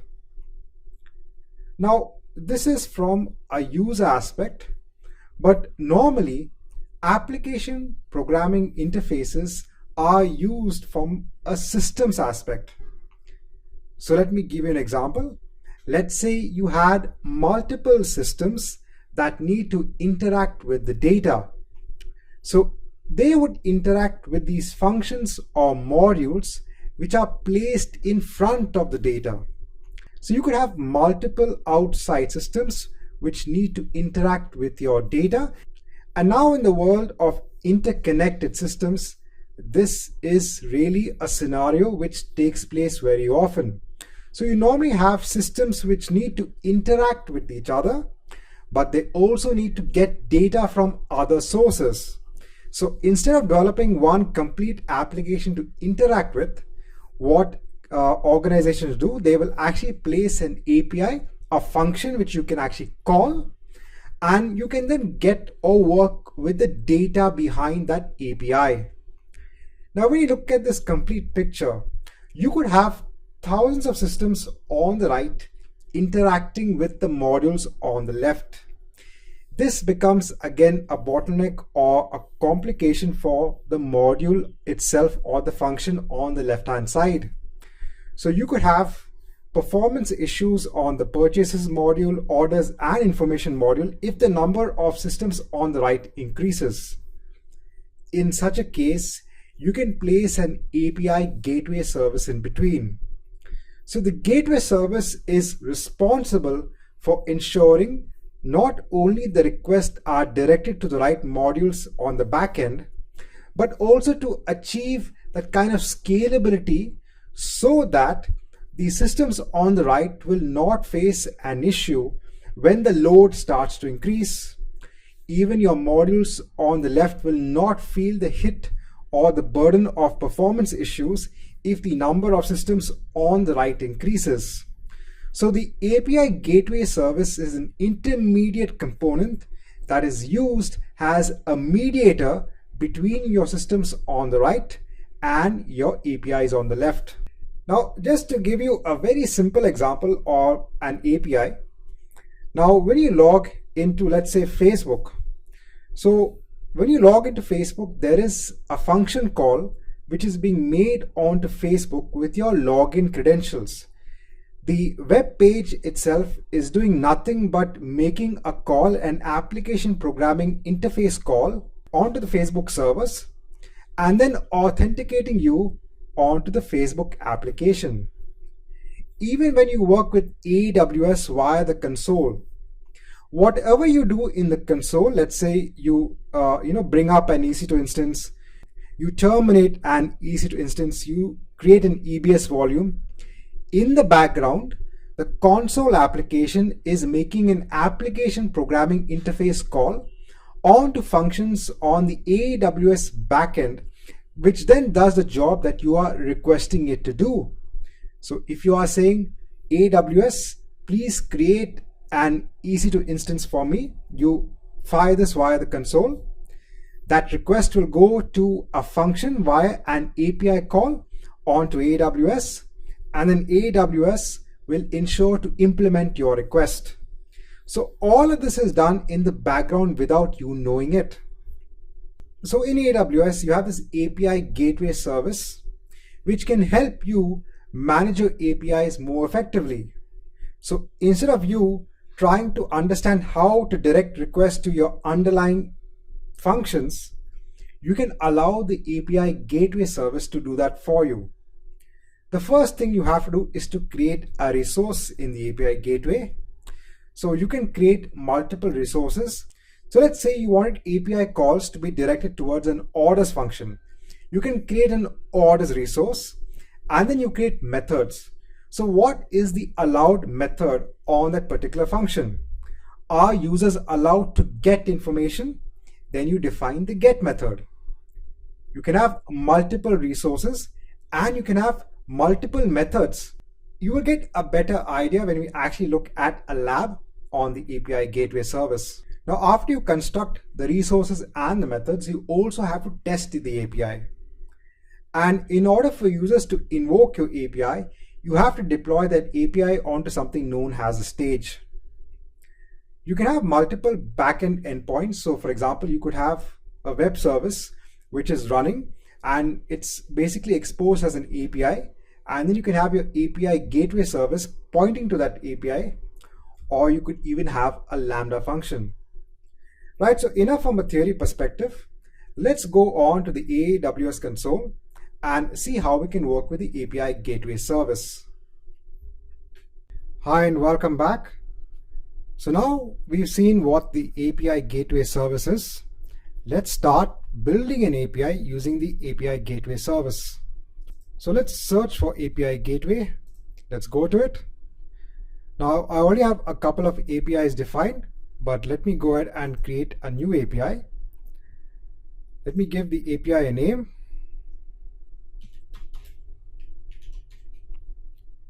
And let me go ahead and create the API. Now, when the API is created, this is your root. Now, what you can do is that you can create multiple resources under this root folder. So these resources could map to different APIs. For example, let's say you have separate APIs for accessing customer details for your application. You could create a resource under that. Maybe you have a different API for the products in your application. You could create a resource known as products, and under that you can create your different API calls. Now, for the purpose of this demo, I'm going to go ahead and create a new resource known as course. So this will interact with my Lambda function, which interacts with my DynamoDB table for courses. We've actually seen this in the earlier labs. So I'm going to create a resource name as course. Let me go ahead and delete these resources. This is just to show you that you can create different resources under your main root resource. Now, under the resource itself, you can start creating methods. So you have the different normal HTTP methods. You have the get, you have the post, you have the put, all of the default methods which you see in basic HTTP calls. So I'm going to go ahead and place a post method. And now we have an integration type. Now our application, a customer or a user, can now place a post request. That's what's allowed for this API. But now we have to tell the API that once the user or the application places a post request, where will the request go to? What will be the backend service that's going to service this request? It could be a Lambda function. It could be an HTTP service which you're hosting on maybe an EC2 instance, or maybe it's an HTTP service on the internet. It could be another AWS service. So there are multiple services which you can integrate with. To keep it very simple, since we're doing an end-to-end serverless based application architecture using AWS Lambda and the API Gateway service, I'm going to choose the Lambda function. I'm going to leave the region as EU Central 1. And for the Lambda function, I'm going to choose my course demo. I'm going to click on save. It will say that now you're giving your API Gateway permission to invoke the Lambda function. That's fine. I'll click on OK. So now we have this kind of diagram in which we have our resource, our method request, the integration request onto AWS Lambda, and a response. You can actually change the way the response is actually given back. For now, what we can do is that we can go ahead and test our API Gateway service. If we click on test, what this is going to do is that it's now going to invoke our Lambda function. So let's go ahead and see what's there in our Lambda function. So if we go on to our Lambda function is currently configured to get an item from our DynamoDB table. Again, at the moment, we've just hard-coded on what's the item we want to retrieve. And this time, instead of a console.log, I'm using the callback statement. So the callback statement will return the data to whoever is calling my Lambda function. So since my API Gateway service is now going to call AWS Lambda, once AWS Lambda has finished getting the data from the DynamoDB table, It's then going to send that data on to my API gateway service. So let's go ahead to the API gateway service. Let's test our API. And now you can see you are getting the data. So what's happening over here? Our API gateway service is now so easily configured with AWS Lambda. It's calling Lambda. Lambda is internally calling DynamoDB. I agree, currently this is kind of a static process, but just to show you how you can get started, this is how it is. So this marks the end of this lab. We'll go into subsequent labs. We'll see how to make this a little bit more dynamic. We want to see how we can use the API gateway service to take a parameter, call Lambda. Lambda will then use that parameter to get the data from our DynamoDB table and send it back to us. So let's look at that in our next lab. Hi and welcome back. Now in the prior chapter, we had seen how we could combine AWS Lambda and the API gateway service. So we could invoke an API, it would call AWS Lambda and talk to DynamoDB. So this is what we had achieved in the last chapter. We had a Lambda function which fetched data from a DynamoDB table. That API then invoked the Lambda function via a post request, and then the data got sent back from the DynamoDB table via Lambda to our API gateway as a response. So what's the next step? We want to make this more dynamic. So now when I call the API, I want to have the ability to pass the course name in the post body data. The course name will then be passed to the Lambda function. The Lambda function will retrieve now the item based on the course name that we sent through. And then the required item will be returned back to the API. Now having this sort of dynamic nature is important when you're building a web application. So that's why we are going to take this as the next step. Now in order to achieve this, we have to perform some steps. First and foremost, in the API gateway service, we have to enable something known as Lambda proxy integration. So let's say in the API, when you're calling the API, you want to send your own custom headers, your own post body data, or even a query string.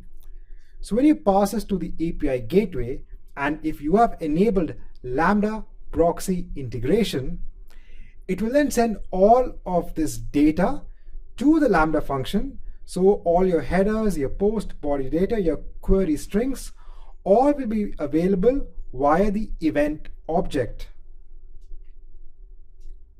Now in our code, we need to then get this post body data. So from the API, we are setting the data. In the Lambda function, it will be available in the event object. Now the other thing that we have to do is when we send a response back from Lambda to the API gateway service, we now need to construct a response object. So when we issue the callback method, we now have to formulate a response object to send back to the API gateway. So that response object should have your response code, the headers if required, and the response body. So let's go and see how we can implement these steps. So here we are in the API gateway console.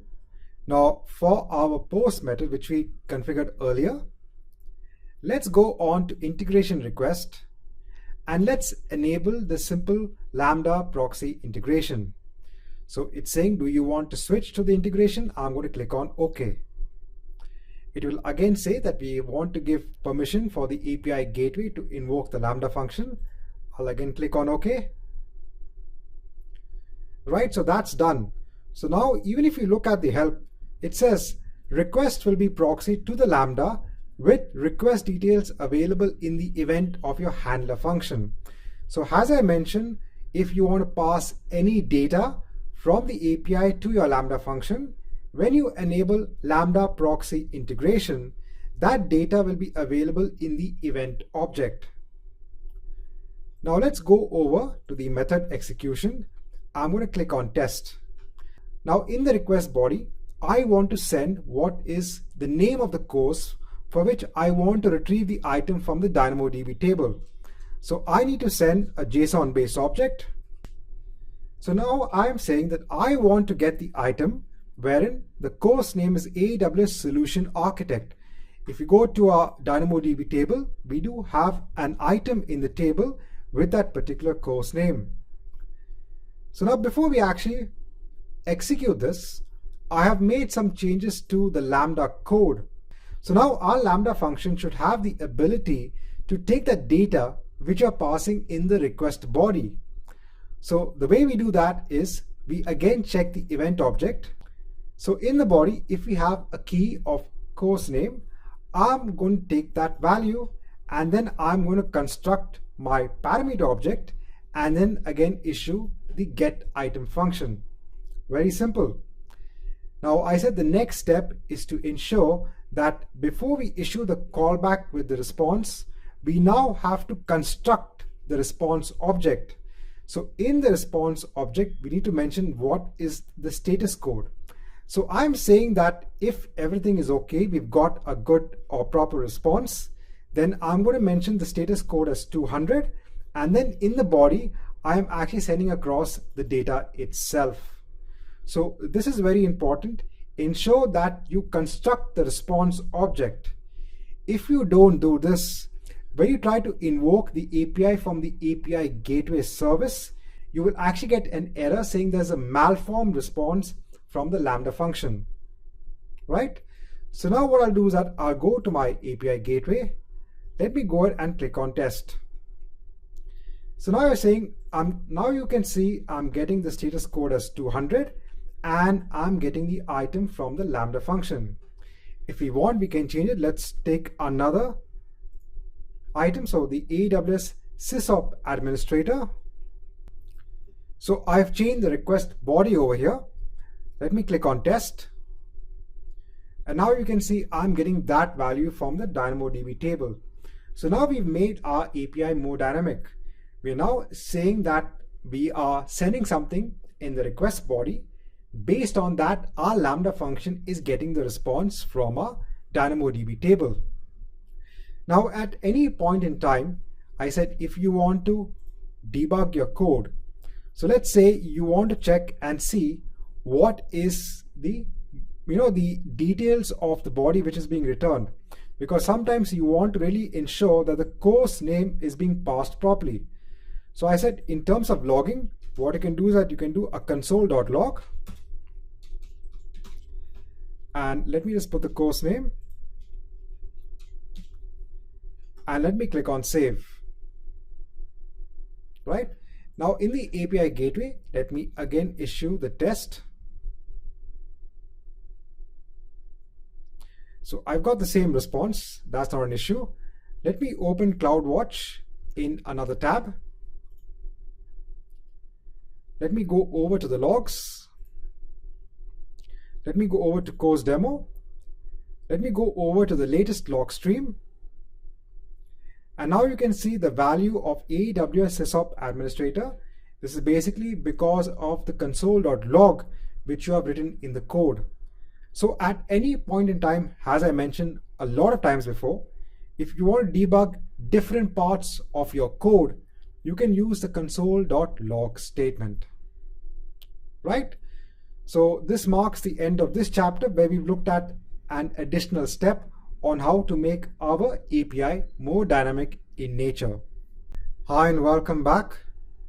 Now we have already seen how we could plug in a Lambda function to an API gateway. The Lambda function was in node.js. Well, we can do the same thing in Python. Very simple, a similar fashion on how you connect API gateway and Lambda. So here I have my DynamoDB table. Again, it has 5 items, 2 attributes. If I go on to Lambda, I've created a new Lambda function, Python 3.6. Again, using the client library for Boto3, using DynamoDB, taking the event body, similar to how we did this in node.js.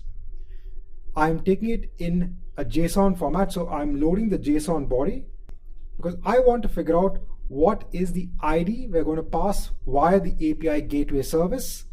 And then based on that ID, I have my item, and then I'm issuing the get underscore item function, again specifying the table name and the key.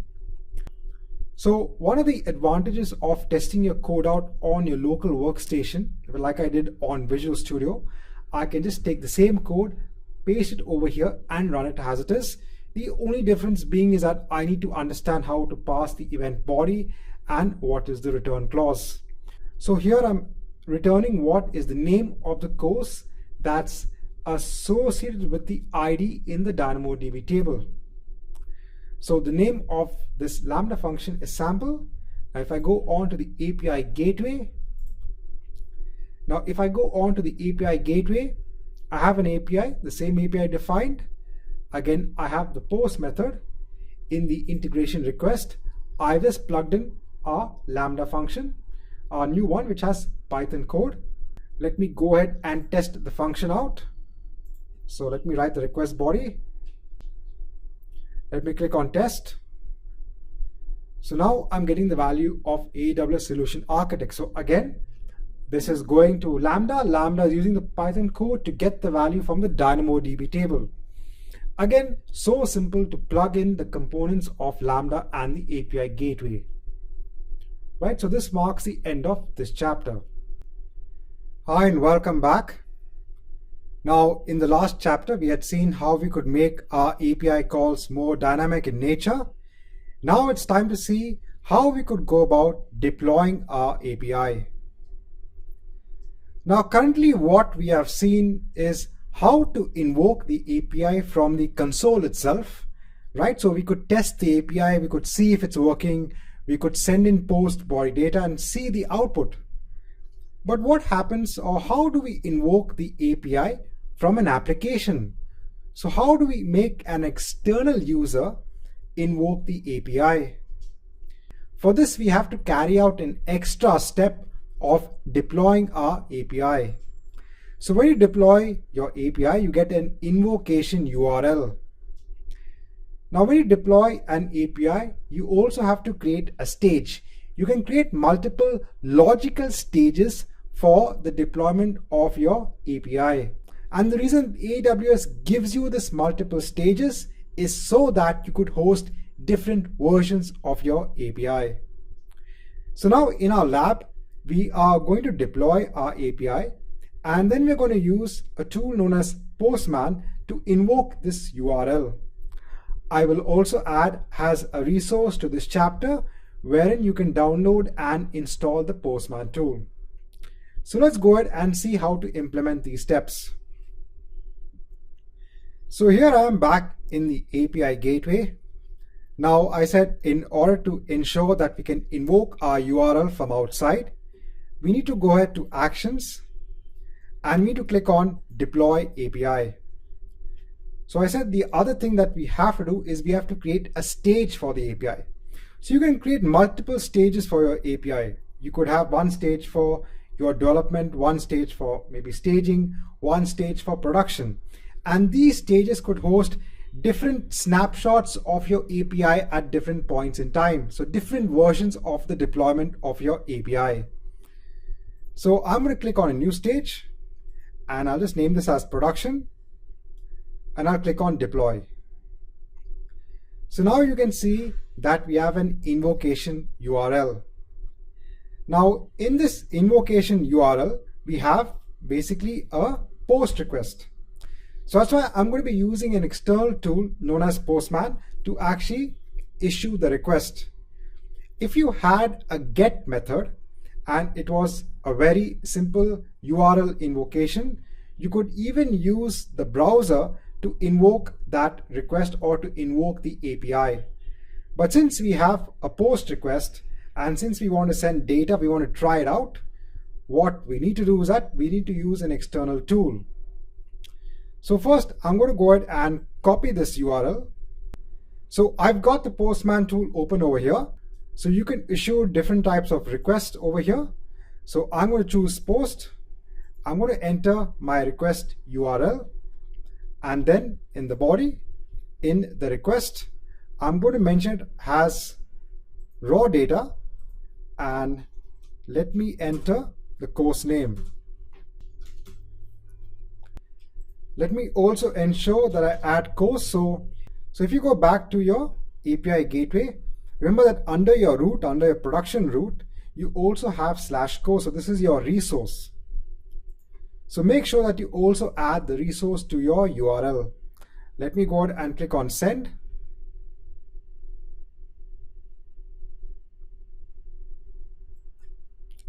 And now in the response, if you go down, you can see your item being returned.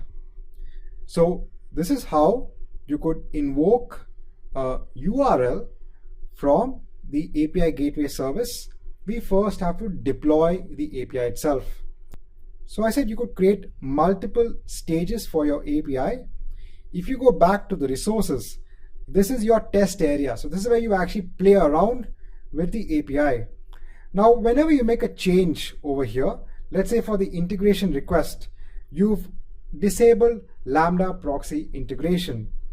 In order to ensure that all settings take effect in your deployed API, you have to go ahead and deploy the API again to the same stage. So any change that you make over here, when you test it over here, it will work fine. But if you want the same changes to be reflected when you invoke the URL from outside, then you have to go ahead and deploy the API again to your stage. Right? So this marks the end of this chapter in which we have seen how to deploy our API. Hi and welcome back. Now that we have our API in place, let's look at how we can call the API from a simple web page. So we have an invocation URL now. We now want to call that URL from a very simple web page. So this is a very simple web page that I have. So I'm going to be entering the course name, and I want to get the description for the course. Now, in order to ensure, apart from the coding of the web page, that we can actually call the API, we have to allow something known as cross-origin access. So this is security from a browser perspective. In order to access the API, we have to ensure that cross-origin access is enabled on the API gateway. I'll show you how to do that. And also in the header to the response to our Lambda function, we need to add one header which allows cross-origin access. And then I have simple JavaScript code to make a call to the API. I'm going to send, as I said, the course name. This will go on to the API gateway, call the Lambda function, go on to DynamoDB, and then get the course description back. So let's go ahead and see how we can get this done. So first, let's make a change to our API gateway. So I said what we have to do is that we have to go on to actions and we have to enable CORS. So this is a cross-origin resource access. Now I'm going to leave all the options as they are and click on enable CORS and replace existing CORS headers. I'll say yes. So I've made a change. Let me go ahead and deploy the API.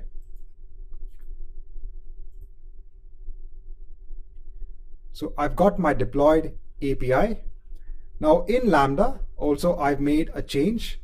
So in the function itself, what I've done is that I've ensured that in the header, let me go a bit on top.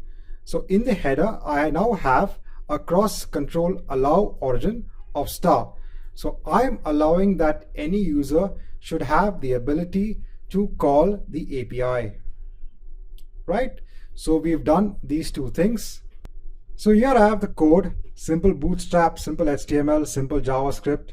I'm making a post request to the URL. And then once I get the response back, I'm just getting the description of the item. Now, there are different ways of going about this. This is just one example. So if I go ahead now to my course.html page, let me enter the course name, get the description. So now I'm getting the description from the API. So the API is now calling Lambda. Lambda is now calling DynamoDB. So now we even have a web page in place which is invoking the API Gateway service. Right, so for now, this marks the end of this chapter. Hi and welcome back. Now that everything is complete, let's paint a complete picture of how we could have the serverless architecture in place. So now what we can do is that we can make users request for our site. The request will come through Route 53. We could then have our site hosted as a static website on S3. That static website could make a request to the API Gateway service for our API. That would call AWS Lambda, and the Lambda function would call DynamoDB. A very simple example of how a complete architecture looks like. So now in the last chapter, we already saw a web page which was calling the API Gateway service. Let's go ahead and paint the complete picture by uploading our web page as a static website in S3. So here I am in S3.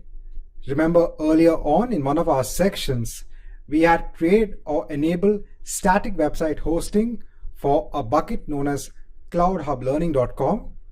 Now what I've done is that I've gone ahead, I've deleted our older website, and now I've uploaded our course.html page. In addition to that, if I go on to properties, on to static website hosting, I've mentioned the index document as course.html. So now let's go on to cloudhublearning.com. We get our HTML page, and let's go ahead and now enter the course name and get the description. So everything is working as required. We've got a complete setup in place using entire serverless architecture. There are no servers involved in between. All of the components we've used is based on the serverless architecture or the serverless pattern available in AWS. Right, so this marks the end of this chapter. Hi and welcome back.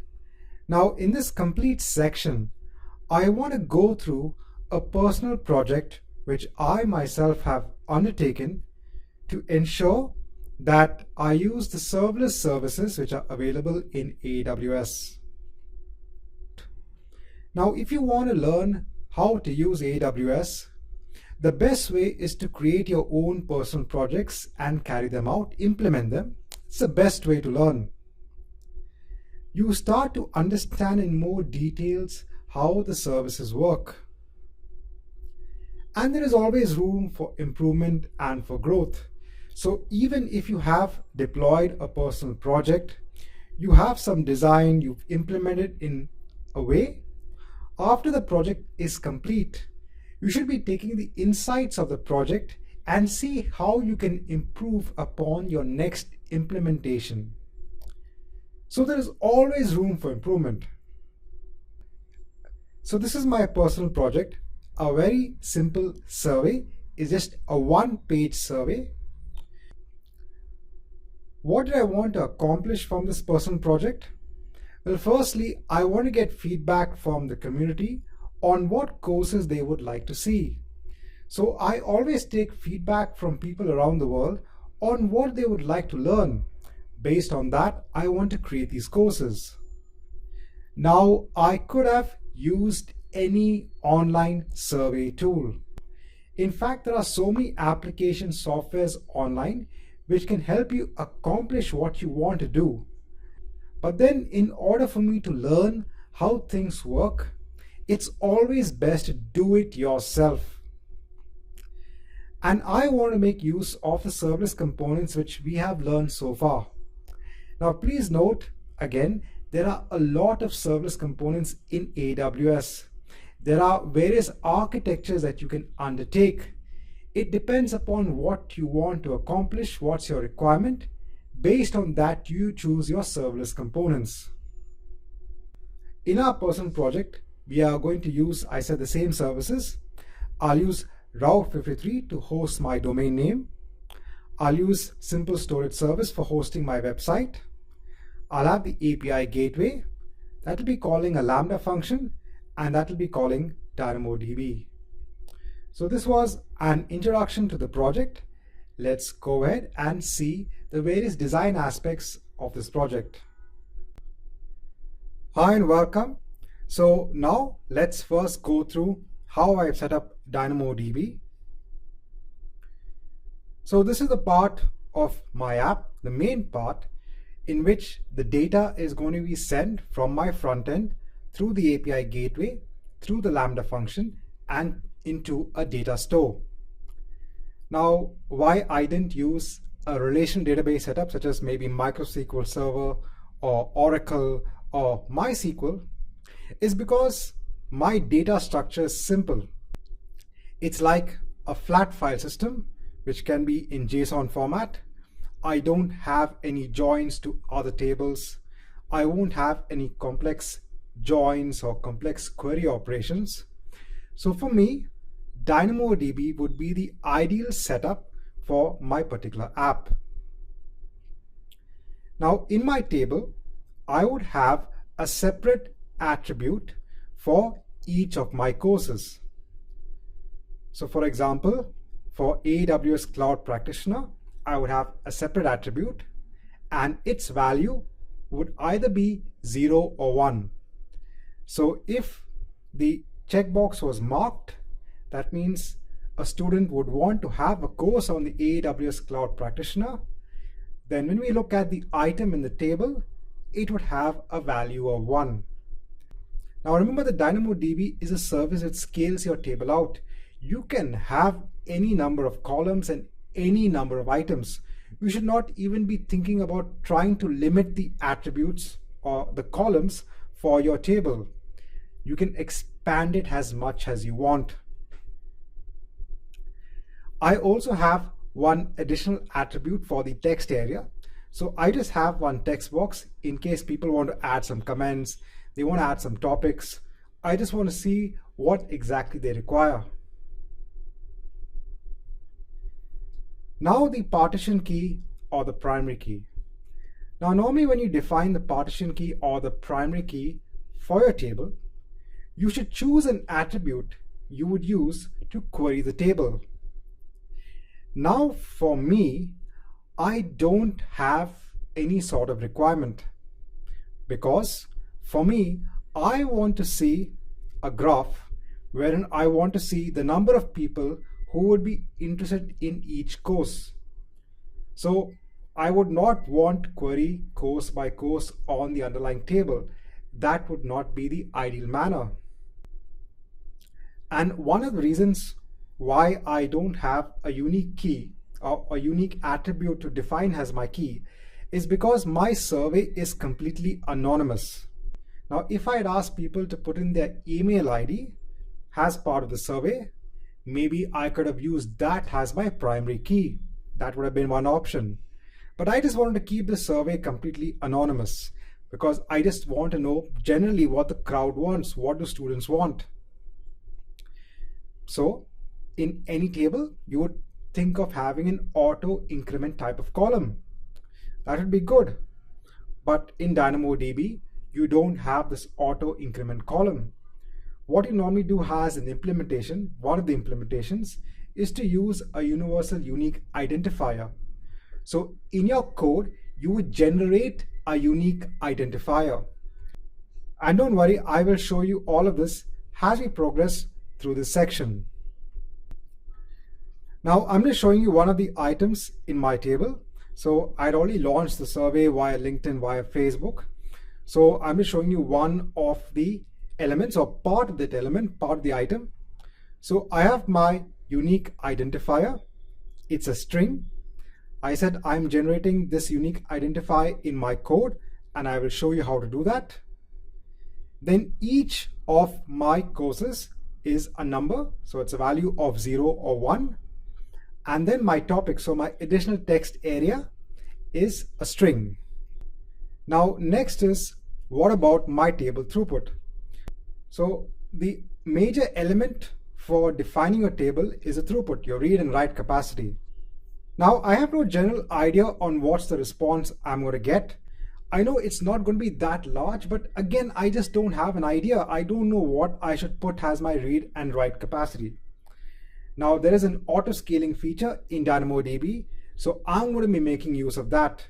The auto scaling policy, which you can add to DynamoDB or which comes as part of DynamoDB, can actually adjust your read and write capacity based on the demand. So if the demand is high, it can scale up your read and write capacity. So let me now go on to the console. Let me just show you the table itself. So here I am in my DynamoDB console. So this is my table. This is some of the items which have already been entered through the application by people. So I have my different attributes. I told you for each course, I have an attribute. It has a value of either 0 or 1, depending on who wants the course. And then I have a unique identifier. So my unique identifier is my partition key. The name of my table is course. And just note that I'm using a different AWS account. So normally what I do is that I have two AWS accounts. One is for all my production type setup. So if I want to deploy an application, give it out as a personal project, I will have a separate AWS account. And then for me to practice along to see how or to develop the application itself, I'll have another account known as staging. So I kind of have this segregation of accounts. And if I scroll across my table, so I have my topics, and then I have the date in which the data has been entered. Now, if I go on to capacity, so I'm leaving it as a default of 5 and 5. So I said I don't know what's going to be the amount of usage on this app. So I'm using this auto scaling feature. So what this auto scaling feature will do is that it will always ensure that the target utilization is 70%. If it goes beyond that, then it will start increasing the amount of read and write capacity that's assigned to the table. As I mentioned before, since I don't know the requirement, I'm using this auto scaling feature, right? So this is from the table aspect, pretty simple. I have my attributes. I know what I want as the data. I know that later on, it's up to me to decide how I'm going to extrapolate this data and then graph it out.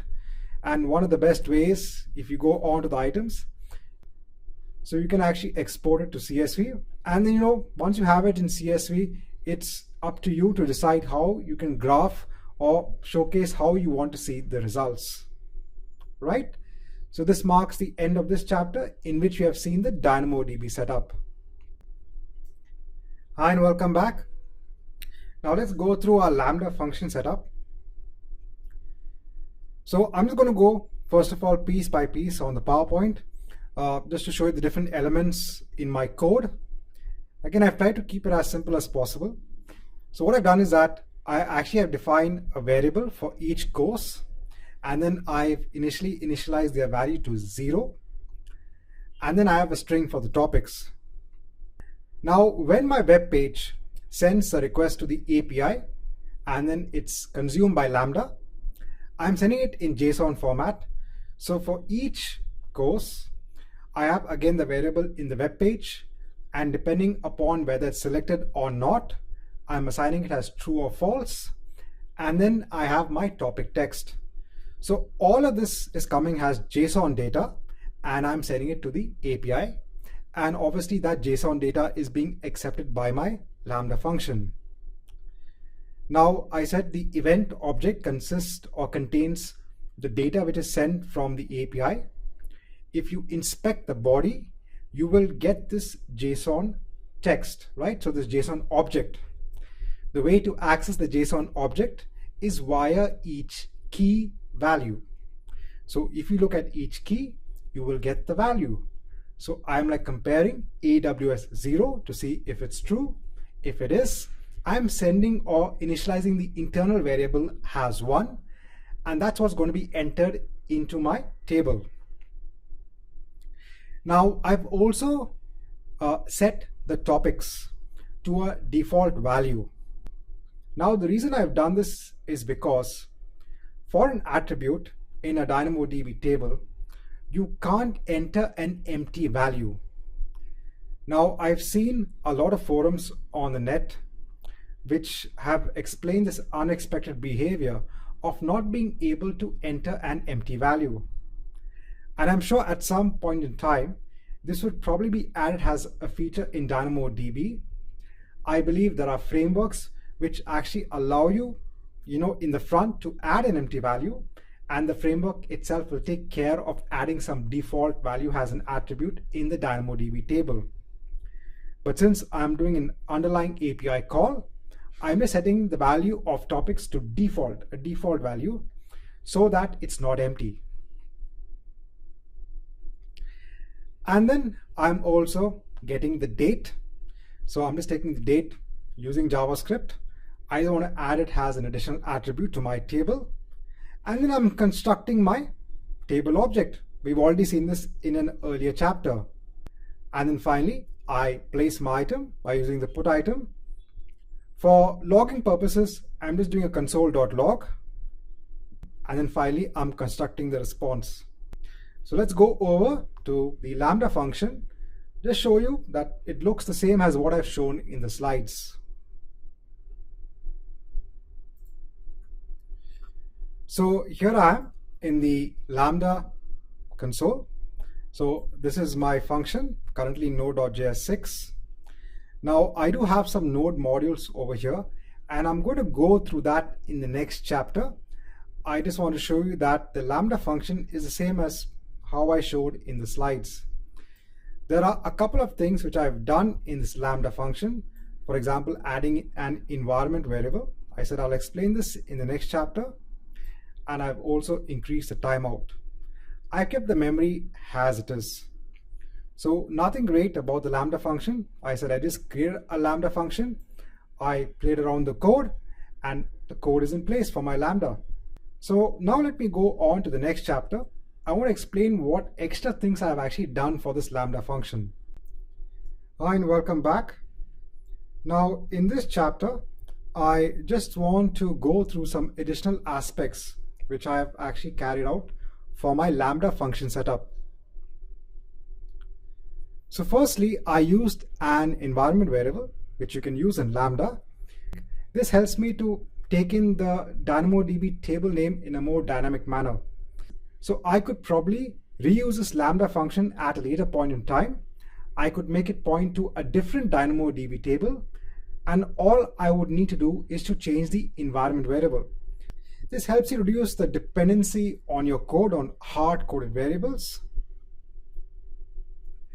I have a better security policy in place.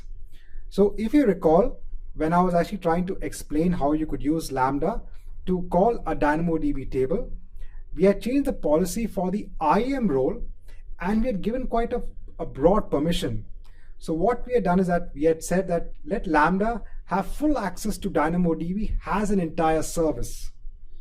Now, when you go into a production-based setup, it's not good to give such broad permissions from a security perspective. So I've also limited the security policy.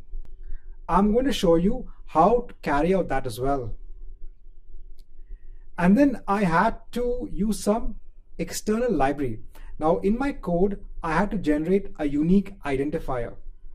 So I wanted to make use of an external library for node.js or for JavaScript, but I can't do this using the inline editor in Lambda.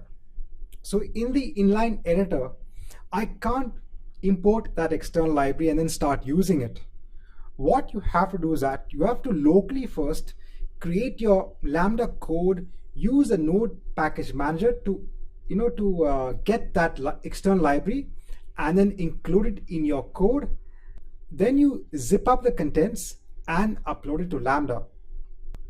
So let's go over to the AWS console. Let's see how we've done all of this. So here we are in the AWS console. So let's go over the part of the environment variable as first. So in the code, instead of actually mentioning or hard coding the table name, I'm getting it from the process.env, the table name. And what I've done is that for the Lambda function itself, I've defined an environment variable known as table_name and given the value. So this is a more dynamic way to work with your Lambda function. So I said at any point in time, if I wanted this Lambda function to work with a different table, I would just change the table name over here. So that's the first aspect. Now is the IAM role.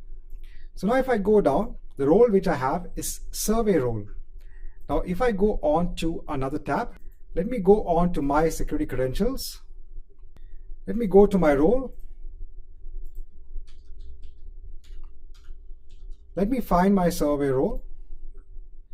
So now you can see here, instead of using one of the inbuilt policies which we had used before for full DynamoDB access, what I've done is that I have a separate or created my own policy which is called prod lambda DynamoDB. So how did I create this policy? So I'm going to go over to policies and let me create a new custom policy. Now either you can use JSON, again if you're familiar with it. There's also a very good visual editor. This will help you create your policy. So first you choose the service for which you are defining the policy. So for me it's DynamoDB. So search for it, choose DynamoDB. Now you have all the actions or the API calls that you can perform on DynamoDB. Now my application is only writing data to DynamoDB. So what I've done is that I've gone over to write.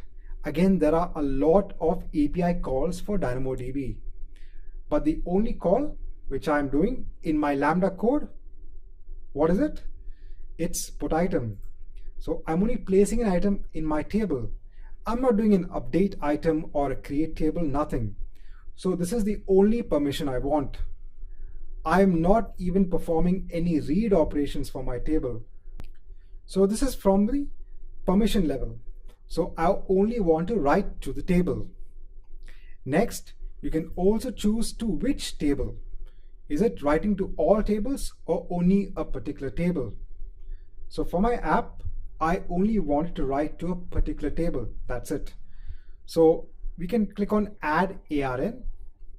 Now, if you want to get the ARN for the table, go over to DynamoDB, go to Overview, and over here, you'll get the ARN. So take the full ARN, Amazon resource name, go back to IAM, place the entire ARN, click on Add, and now let's go ahead and review the policy. You can give a name for the policy. So I'll just name this as prod2. I already have a policy in place, so I'm not going to be using this one. And go ahead and create the policy. So now we have that policy. If I just type in prod, I can see that prod policy. This is the JSON equivalent code for that policy. And then all I did was go back to my role. And in the role, I went ahead and attached that policy. So you can go ahead and attach your customer managed policy, your own policy which you have defined. So here now we are limiting the security. We are ensuring our Lambda function only has the permissions it needs. Now I come to the third part in which I want to add an external library. So the reason why I need an external library, as it was for generating the universal unique identifier. So there is a library already in place for using or generating that identifier. Now, when you're working with the AWS SDK, so this is another library, this is the AWS SDK. This is automatically already included in AWS Lambda. You don't have to worry about including it yourself or putting it as part of your package. By default, in the background, this library will already be available for you. But if you want an external library, I said there is no way over here to have the ability to include that library. So these are the steps I carried out. So this is the page for the place where you have the package for the UUID library. So as you can see, the easiest way is to do an npm install. So here I am in PowerShell. Now I create a separate directory known as Lambda. My index.js is my Lambda JavaScript code. So the same code, what you see over here, is in that index.js file, right? It's the same thing. And then what I had done, I had gone ahead and installed the UUID module. Now, after you've installed these node modules, automatically the node modules folder will come up and all the necessary libraries will be installed. Package.json will be available. Your entire thing is set up. Then what you have to do is that you have to take all of these contents and create a zip file. So here I'm in the Windows Explorer. I had actually taken these files and I had created a zip onto an index.zip file. If you go back to Lambda, over here, choose the option of the code entry type as upload a zip file. And then you can upload your zip file. And after your zip file is uploaded, you can again go ahead and click on edit code inline. And then automatically whatever you've zipped up will come in the left hand side, all your node modules. So that's how you would actually add an external library to your code. You have to first install it locally, zip it up, and then upload it onto Lambda. Right? So this chapter marks the end of all the different aspects I've done in addition to what we've learned so far for the AWS Lambda perspective. Hi and welcome back. Now in this chapter, I'll go through the API setup, and it's similar to how we've done the API setup in our previous chapters. So I created a new course API. Now in this, the only difference is that I have not created an underlying resource. I put as the primary resource or the root resource. I have the post. In the post, in the integration request, again, Lambda function, proxy integration, and the Lambda function, which is course survey. All of it is the same. I ensure that I enable course and then I deploy the API. So if I go on to my stages, I have a production stage and I have my invocation URL. Very simple. I have not done anything extra in terms of the API gateway. So this marks the end of this chapter. Hi and welcome back. Now in this chapter, I just want to quickly go through the setup for my code, the simple storage server setup and Route 53. So again, nothing fancy in my code. What I'm doing is that I have the different elements. So again, if I just go over, so again, this is my web page. I'm giving it via cloudportalhub.com. So these are all my items which can either be checked or not. And then I have the text area for my topics. So again, I'm creating a JSON object. I'm seeing using jQuery whether these different checkboxes have been checked or not. I'm taking the value for my text area, which is the topics. I'm again using a post request for Ajax. I'm using the URL for my API gateway. And then I'm ensuring that I send my JSON data onto the API gateway service via the post request. If I go on to S3, I've put my entire code over here. It's on a bucket name known as cloudportalhub.com. Again, for permissions, if I go over to the bucket policy, I'm allowing the get object API call for the bucket itself. And in properties, I've enabled static website hosting with the default.html page. And if I go on to Route 53, I have my zone, which is cloudportalhub.com, and I have a record set, which is an alias pointing to my static website. So we've already seen how to do this in our earlier videos. I just want to let you know that it's the same way I've gone about doing this.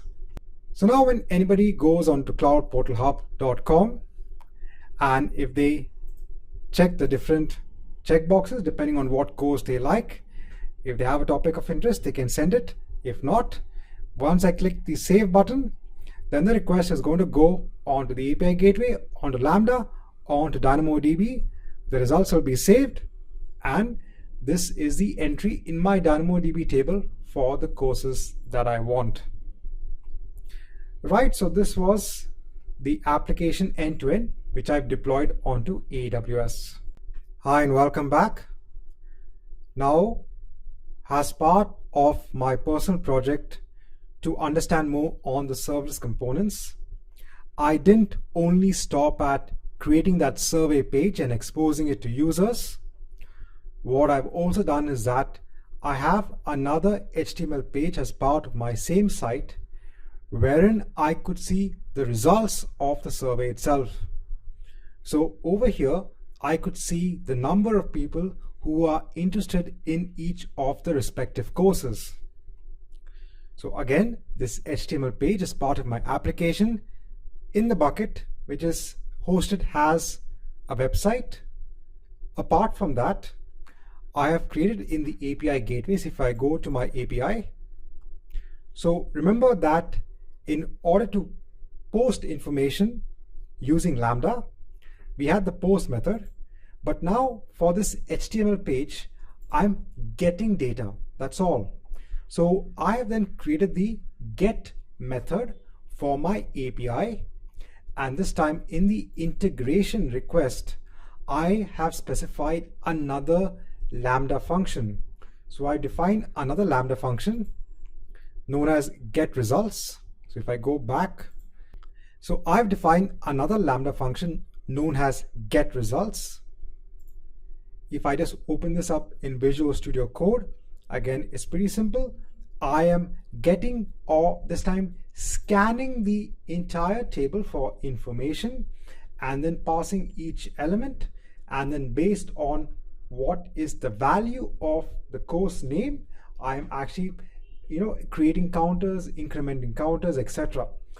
Now again, I was not focusing much on the front-end code. I said my main purpose behind the project and behind this course is to make use of the services in AWS, the serverless services. So the power of using serverless components is there in AWS, and it's up to you to utilize it to the full extent. Right? So this marks the end of this chapter. Hi and welcome back. Now in this chapter, I just want to quickly go through how you would monitor the services behind your application, because monitoring is an important aspect. Now in an earlier chapter, we had already seen how we could use the CloudWatch service to look at the metrics and the logs for Lambda. So let's look at how we can see the metrics for other resources as well. So let me go on to CloudWatch. Now, what I've actually done in CloudWatch is to create something known as a dashboard. So you can create multiple dashboards, and in this dashboard, so I have one for my survey application. So in this dashboard, I've actually pinned down the graphs for the various metrics which are of interest to me for my application. Now, for example, I have a graph in which I can see the consumed write capacity units for my DynamoDB table. Now, obviously, why is this important for me? It's because I want to see the amount of throughput that was utilized for my DynamoDB table. Now, I could have a graphical representation in terms of a line graph, or I could even have number value metrics as well, which I have over here. So I have another widget, as you call it, showing me what's the consumed read and write capacity has a number. And then finally, I have another widget which shows me what is the maximum duration for AWS Lambda, my Lambda function. Now, currently this is showing me what are the stats over the last 3 hours. Now, my survey application is already complete. I've already completed the survey. So if you want to see really what was the metrics over that duration of the survey, I'm going to choose a custom duration. So this is going to show me that duration over, so I'm going to choose a duration of 4 weeks, right? And now I can see the actual metrics for my survey. So I can see what was the maximum read and write capacity consumed for my DynamoDB table, what's the trend in the graph, and what was the maximum duration for my Lambda function. Now, please note that this survey was small, my audience was small, so that's why I didn't incur much of a cost or a capacity consumed for my underlying services. But when you are building a large production-based application which is going to go out to many users, then you have to ensure that you have this monitoring in place. Now, if you want to create your own dashboard, it's very simple. So you can go on to dashboards first of all and create your dashboard. So let's give a name for the dashboard.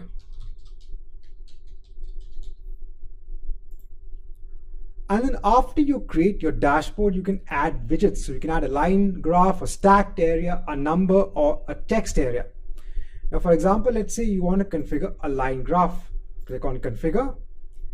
Next, what is the metric that you want to graph out? So there are different metrics available to you depending upon the resource which you've used. For example, Lambda, S3, logs, API gateway. You can see those metrics accordingly. So for example, for my API gateway, if I go by the API name, let's say the count, so the amount of times that the API was called. This is over a 4-week duration. So this is the graph. You can actually even pin down multiple graphs or multiple metrics on the same graph. You then give a name for the graph. So you can say this is the API gateway, save it, and then go ahead and create the widget. So now you have the widget in the dashboard and you can keep on adding multiple widgets. So you can have dashboards as an example to see the underlying resources for your entire application. Right, so in this chapter, I just want to show you more about the CloudWatch service and how you could see the metrics and create dashboards.